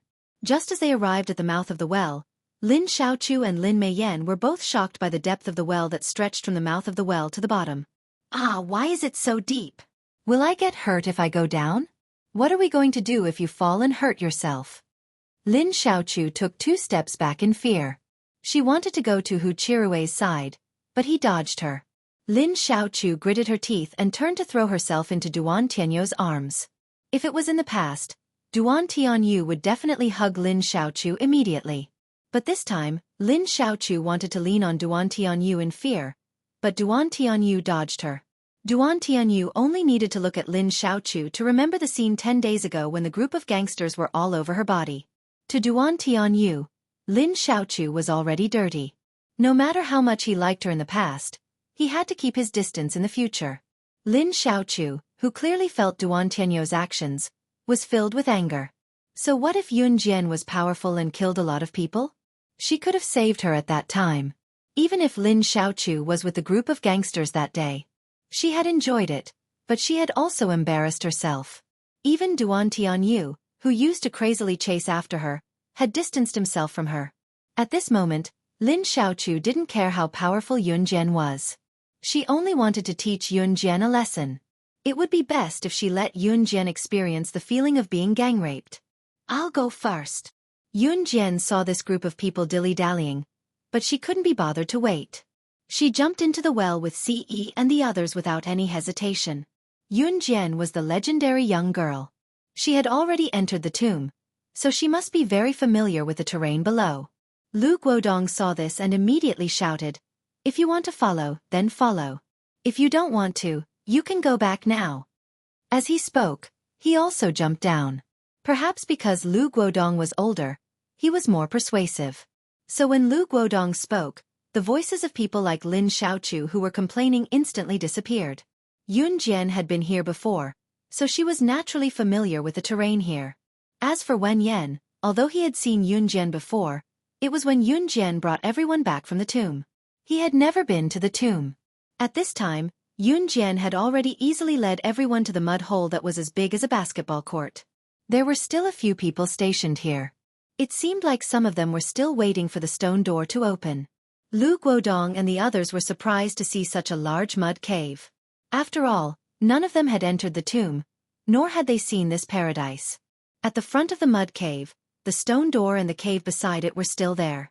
Legend had it that after waiting here for a year, the stone door would open, and behind the stone door would be another world.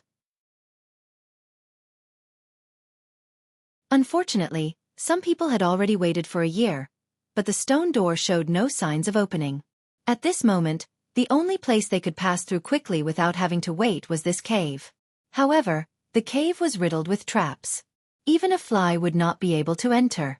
When Yun Jian brought people out of the tomb, the legend of the cave and the stone door was no longer a secret. Yun Jian had just arrived when she turned to Lu Guodong and said, "Let's part ways here." When Lu Guodong heard this, he was confused. "Where are you going?" Back then, the legendary girl who had led the people out of the tomb had also passed through the stone cave with monstrous mechanisms. This matter had not been spread out. Lu Guodong and the others did not know. Yun Jian pursed her lips and smiled. She walked towards the cave with Ce and the others. When Lu Guodong saw this, he was shocked. "I heard that all the assassins on the International Assassin chart died in that cave. Could it be that you want to?" Just as Lu Guodong's words were shocking when Yen, who was in the know, said something that terrified everyone present.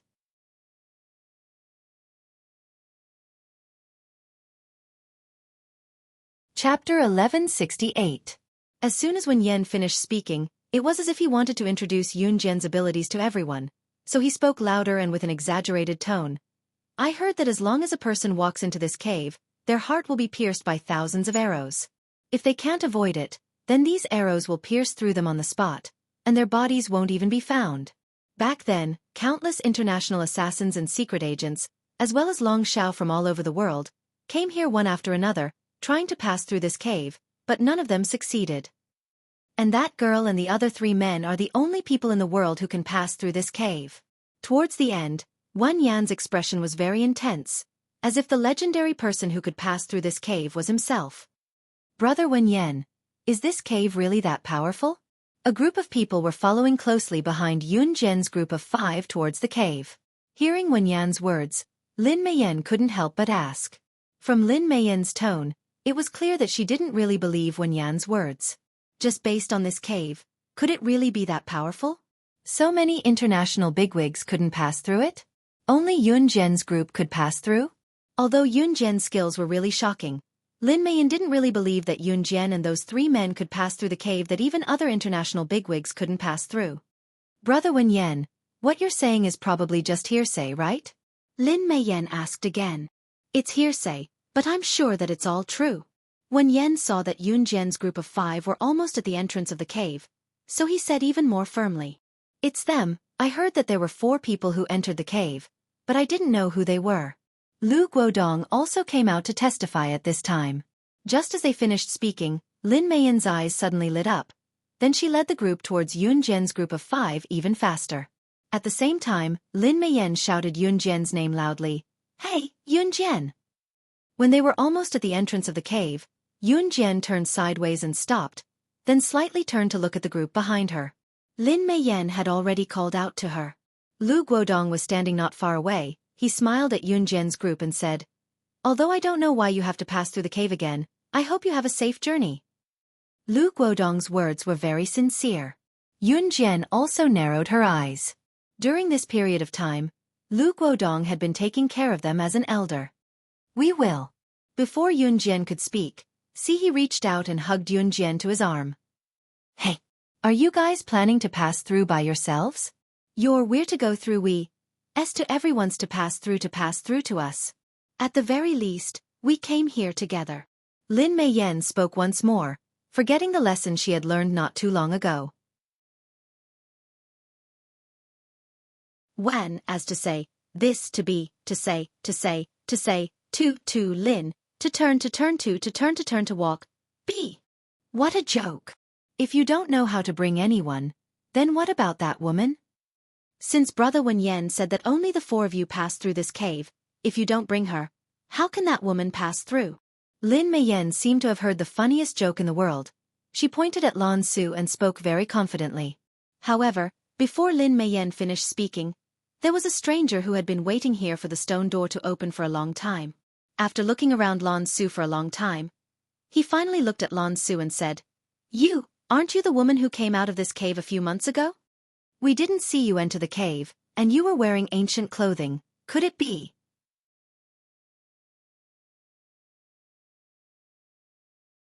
Chapter 1169. This person had been standing here looking at Lan Su for a long time. He felt that Lan Su's face was somewhat familiar. Later on, he heard from Lin Meiyan that Lan Su definitely couldn't pass through the stone cave. She was with Yun Jian, so Yun Jian naturally wouldn't leave her behind. Just when Lin Meiyan said that Lan Su, how could that woman pass through? This person suddenly thought of something. A few months ago, there was a 16-year-old girl wearing a black plain dress who passed through the stone cave just like that. At that time, it caused a panic among the people who were still waiting for the stone door to open. "What did you say? This woman, she came out from the stone cave?" Lin Meiyan and the others were all stunned. They were all dumbfounded on the spot, and looked at Lan Su in disbelief. That person saw that Lin Meiyan and the others didn't believe him, so he opened his mouth and said, "This is absolutely true. I've been here for at least a year. Other than seeing these 4 people come out of the stone cave one after another, I haven't seen anyone else enter the stone cave. When she came out of the stone cave wearing a black dress, it scared the hell out of us." "Oh, that's right. I remember now. It wasn't just her. There was also a man wearing a black robe who came out of the stone cave. And the most bizarre thing is that she and that man wearing a black robe have never entered the stone cave. We've been here for so long, and we've never seen anyone who entered the stone cave and didn't come out. It's as if they came from another world and came out of the stone cave." The man who stood up and spoke wore a pair of glasses. He looked refined, and wasn't young either. He was probably in his 40s. Thus, no one questioned what he said. But at this moment, other than shock, no one present could find any other expression. Originally, Yun Jian didn't have a good opinion of the man wearing glasses' words. After all, if Lan Su's identity was exposed, it wouldn't be good for them. It was only when the bespectacled man finished speaking that Yun Jian snapped back to reality. "A man wearing a black robe?" Yun Jian narrowed her eyes and asked. Seeing such a beautiful girl like Yun Jian asking him, the man was silent for 2 seconds before nodding and saying, "Yes, I remember that man wearing a black robe." Only his eyes were exposed. He was very strange and mysterious. As the man wearing glasses spoke, he couldn't help but shake his head. Clearly, he was lamenting. But obviously, this man's words successfully attracted Yun Jian's attention. He was dressed in a black robe, and he was a man from the Yulong mainland. Why was this person so similar to the mysterious person mentioned by the leader?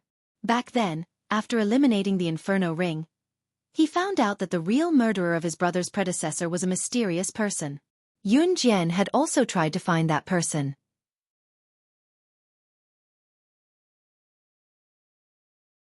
Even later, Yun Jian was assassinated. It was as if someone was manipulating everything behind the scenes. And connecting all the dots, the mysterious person's motive was the biggest. Not long ago, Yun Jian had learned from Hu Batian, whom she had killed, that the mysterious person who controlled the former Inferno ring and had been pulling strings behind the scenes was from Yulong mainland. Today, she heard from the man wearing glasses that other than Lan Su, there was another man wearing a black robe who came out of the stone cave, which was Yulong mainland. Then, she was 90% sure that the mysterious person was the person the man wearing glasses was talking about.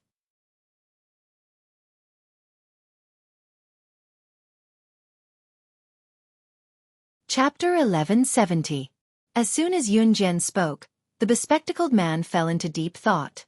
Because the mysterious person had appeared much earlier than Lan Su coming out of the cave, the bespectacled man had to carefully recall the characteristics of the mysterious person. Hee. Do you think you're filming a mythical TV series? You're so mysterious, as if it's real. Those who don't know would think that you're acting. Seeing that Yun Jian had successfully attracted the attention of a circle of people, Lin Xiaochu remembered that she had been humiliated because Yun Jian didn't save her in time. Therefore, Lin Xiaochu angrily opened her mouth, trying to embarrass Yun Jian at this moment. When Lin Meiyan heard Lin Xiaochu's words, it was as if she had suddenly found a helper. So this girl also hated Yun Jian so much. After Lin Xiaochu finished speaking, Lin Meiyan agreed, "That's right. She's so mysterious. What other world? What? This is a lawful society. An era where science is advocated. We're not filming a TV series. Can you be more normal? Don't act like you know everything. Lin Meiyan and Lin Xiaochu, both of whom had the surname Lin, were like a family. Very quickly, they began to attack Yun Jian together. Yun Jian only slightly narrowed her eyes, but her eyes were fixed on the bespectacled man. She seemed to be waiting for the bespectacled man's reply. I remember now, that mysterious person didn't have a right pinky. At that time, he wrapped himself up tightly, but when he raised his hand, I saw that he didn't have a pinky on his right hand. The bespectacled man suddenly thought of this and quickly said to Yun Jian. After hearing this, Yun Jian and Ce looked at each other, then she curved her lips and said to the bespectacled man, "Thank you." After saying this, Yun Jian and the other four turned around and walked towards the cave. They completely ignored Lin Xiaochu and Lin Meiyan. "Hey, you're leaving just like that? You guys." Lin Meiyan saw that Yun Jian and the rest did not even look at her. Just as she was about to say something, Yun Jian and the rest had already arrived at the entrance of the cave. Then with Yun Jian taking the lead, the five of them quickly flashed into the cave, dodging the flying arrows almost instantly and disappearing from everyone's sight. The five people's nimble movements made everyone's eyes widen. They really went in. When Lin Meiyan saw Yun Jian and the other four enter the cave, the flying arrows began to move recklessly. She almost cried out in shock. Just from the frequency of the flying arrows, even the people standing in the same place could feel that it was impossible to pass through this cave, right? Lin Meiyan felt a deep fear. If it was him, even if he was being carried by Yun Jian, he would have been so scared that he wouldn't dare to move when he saw those mechanisms. Would he be pierced by thousands of arrows? Just thinking of this scene, Lin Meiyan shuddered violently. When the others saw this scene, their expressions also changed slightly. Even the bespectacled man took a deep breath, then opened his mouth in front of everyone's eyes and said, "I've been here for a long time, and all the people who tried to enter the cave before were all pierced by thousands of arrows." Those people were all pierced by at least 100 flying arrows, and even their corpses exploded in an instant. Those 5 young people are indeed capable. That skill, it's simply not something that a human should have. The bespectacled man's exclamation made Lin Meiyan and Lin Xiaochu's hair stand on end and tremble.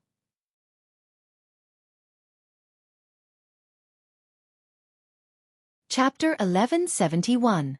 At this moment, Ce was already holding Yun Jian's little hand as they passed through a long stretch of pitch-black stone tunnel. Then, a bright light flashed before their eyes. When they came back to their senses, they had already arrived at the Yulong continent. As they had been here before, this stretch of road was familiar to everyone. After exiting the stone tunnel and arriving at a brand new world, Lan Su said to everyone, "We're here. I can cast a spell to bring you back to the witch tribe directly. It'll be a little far from here." At this point, Lan Su paused, then turned to look at Ce, Adam and Mo Sin. "Before that, could I trouble your excellency to disguise yourself again?" At this point, Lan Su did not forget to explain. "Your excellency, you come from the deity continent that controls the life and death of all continents. In our hearts, you're a god. So if you appear, it might cause a commotion in the entire Yulong continent. So, I'll have to trouble you to disguise yourself as an ordinary person and return with us." "What about the two of us?" Adam walked over and put his arm around Lan Su's waist, then pointed at himself and Mo Sr. "You're both your excellency's people and also from the deity continent. I don't know why you're on Earth, so of course you have to disguise yourself." Lan Su struggled a little as Adam held her waist. In the Yulong continent, if an unmarried woman or an unmarried man were to be so close to a woman, they would be reviled by the world. In the Yulong continent, the monogamy system was far stricter than in country Z. Here, if someone were to have an affair in marriage, then both the person and the mistress would be hanged to death. This is the Yulong continent. You should show some respect, Lan Su said. If an unmarried man and woman were to be seen hugging each other, even a passerby would have the right to interfere. How can I respect you? Is there anything on your body that I haven't touched? Adam said as he moved closer to Lan Su. Before he finished his words, Emo-san had already grabbed Adam and pulled him aside. Brat, behave yourself. As Adam's brother, Mawson still had this imposing manner. At this moment, Lan Su explained, in Yulong mainland, only married couples can hug each other in public. Here, as long as the marriage contract is signed, 2 rings will automatically appear.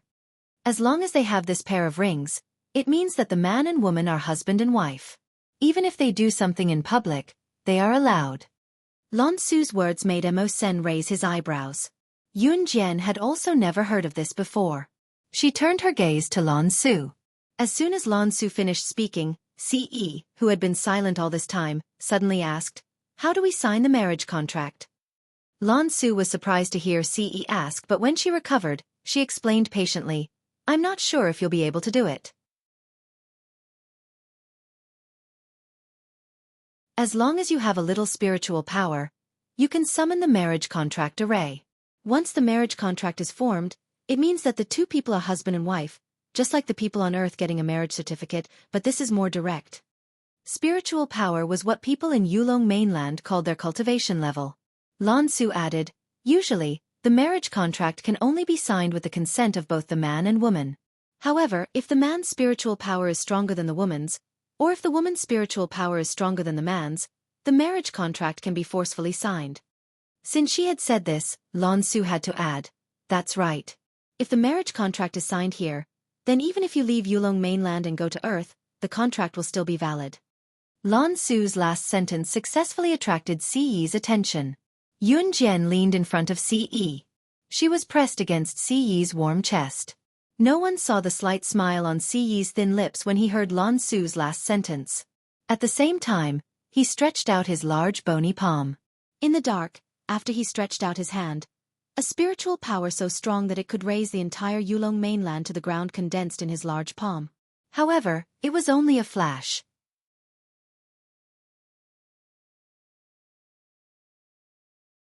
Chapter 1172. Yun Jian leaned against Ce's chest, so she didn't see the slight smile on Ce's lips. "We can set off now," Yun Jian said at this moment. Yun Jian didn't think that what Lan Su said was important, so she interrupted them. "All right." Lan Su obediently shut up and didn't say anything else. Just like that, the group was brought back to the sorcerer tribe by Lan Su. It would take some time to return to the sorcerer tribe from the exit of Yulong continent from Earth. With Lan Su and the others, it would take even longer. It took them 2 full days. In these 2 days, Yun Jian put on human skin masks for Ce, Adam, and Mo Sen, just in case something happened the last time. These 3 human skin masks were much more complicated than the disguise technique from before. More materials were used to make them, and the cost was also high. They were only one-time use. Yun Jian only gave them to prevent them from falling off when it rained like the last time. On the way back, Lan Su even returned the sandalwood box to Yun Jian. "Sorcerer goddess, this is yours. We're going back to the sorcerer tribe now. It doesn't matter if you're willing to help the sorcerer tribe return to its former glory or not. It belongs to you." This time, Lan Su didn't call out Yun Jian's name directly. Instead, he looked at her with a very calm expression and said these words that could be considered a sincere request. Yun Jian frowned slightly. She wanted to refuse, but when she saw Lan Su's sincere face, she raised her eyebrows and changed her words. "All right." She then took the sandalwood box from Lan Su's hands. On the way back, Lan Su also changed into a black ancient plain robe. Only Ce, Lan Su, and Yun Jian didn't change their clothes. They were all wearing modern clothes. "We're here. This is the sorcerer tribe." After 2 days of travel, Lan Su finally brought everyone to the sorcerer tribe. At this time, Yun Jian was standing in front of a large ancient building. This large ancient building was different from the houses of any dynasty left behind on Earth. Its size and grandeur were so great that even the shamans, who had fallen, would still be shocked by this magnificent ancient building. The entire hall of the sorcerer tribe was covered by a layer of darkness. If there were any experts or scholars here, their eyes would probably pop out of their sockets. This was because the main hall of the sorcerer tribe had been built for thousands of years without any cracks. More importantly, the main hall of the sorcerer tribe was not built with any soil or cement that existed on Earth. Judging from its composition, it was easy to tell that it did not belong to Earth. The first thing Yun Jian saw when she raised her head was a huge crystal ball lying on the ground in front of the large building, which was also the front of the sorcerer tribe's main hall. No one was taking care of it. It wasn't that no one was taking care of it, but that no one dared to take care of it. That was something left behind by the sorcerer god. Let's go in. Lan Su took a deep look at the shattered pieces of the huge crystal ball, then led the way in. Yun Jian replied softly. Thus, the group continued to move forward. However, before they could reach the center of the sorcerer tribe's main hall, a group of people around the same age as Lan Su stopped Lan Su. They were dressed in black ancient clothing.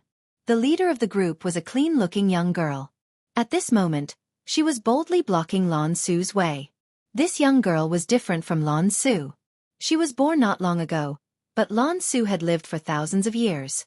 She, as well as the group of young boys and girls behind her, had never seen the sorcerer god's true appearance. Thus, when the young girl saw Yun Jian, she was only stunned by her beautiful appearance. However, the young girl looked at Ce and the other two indifferently. Finally, she looked at Lan Su and mocked. You're tuning in to the Xueqi's Martial Arts Saga YouTube channel. Don't forget to subscribe and join us on this journey to catch the most captivating stories.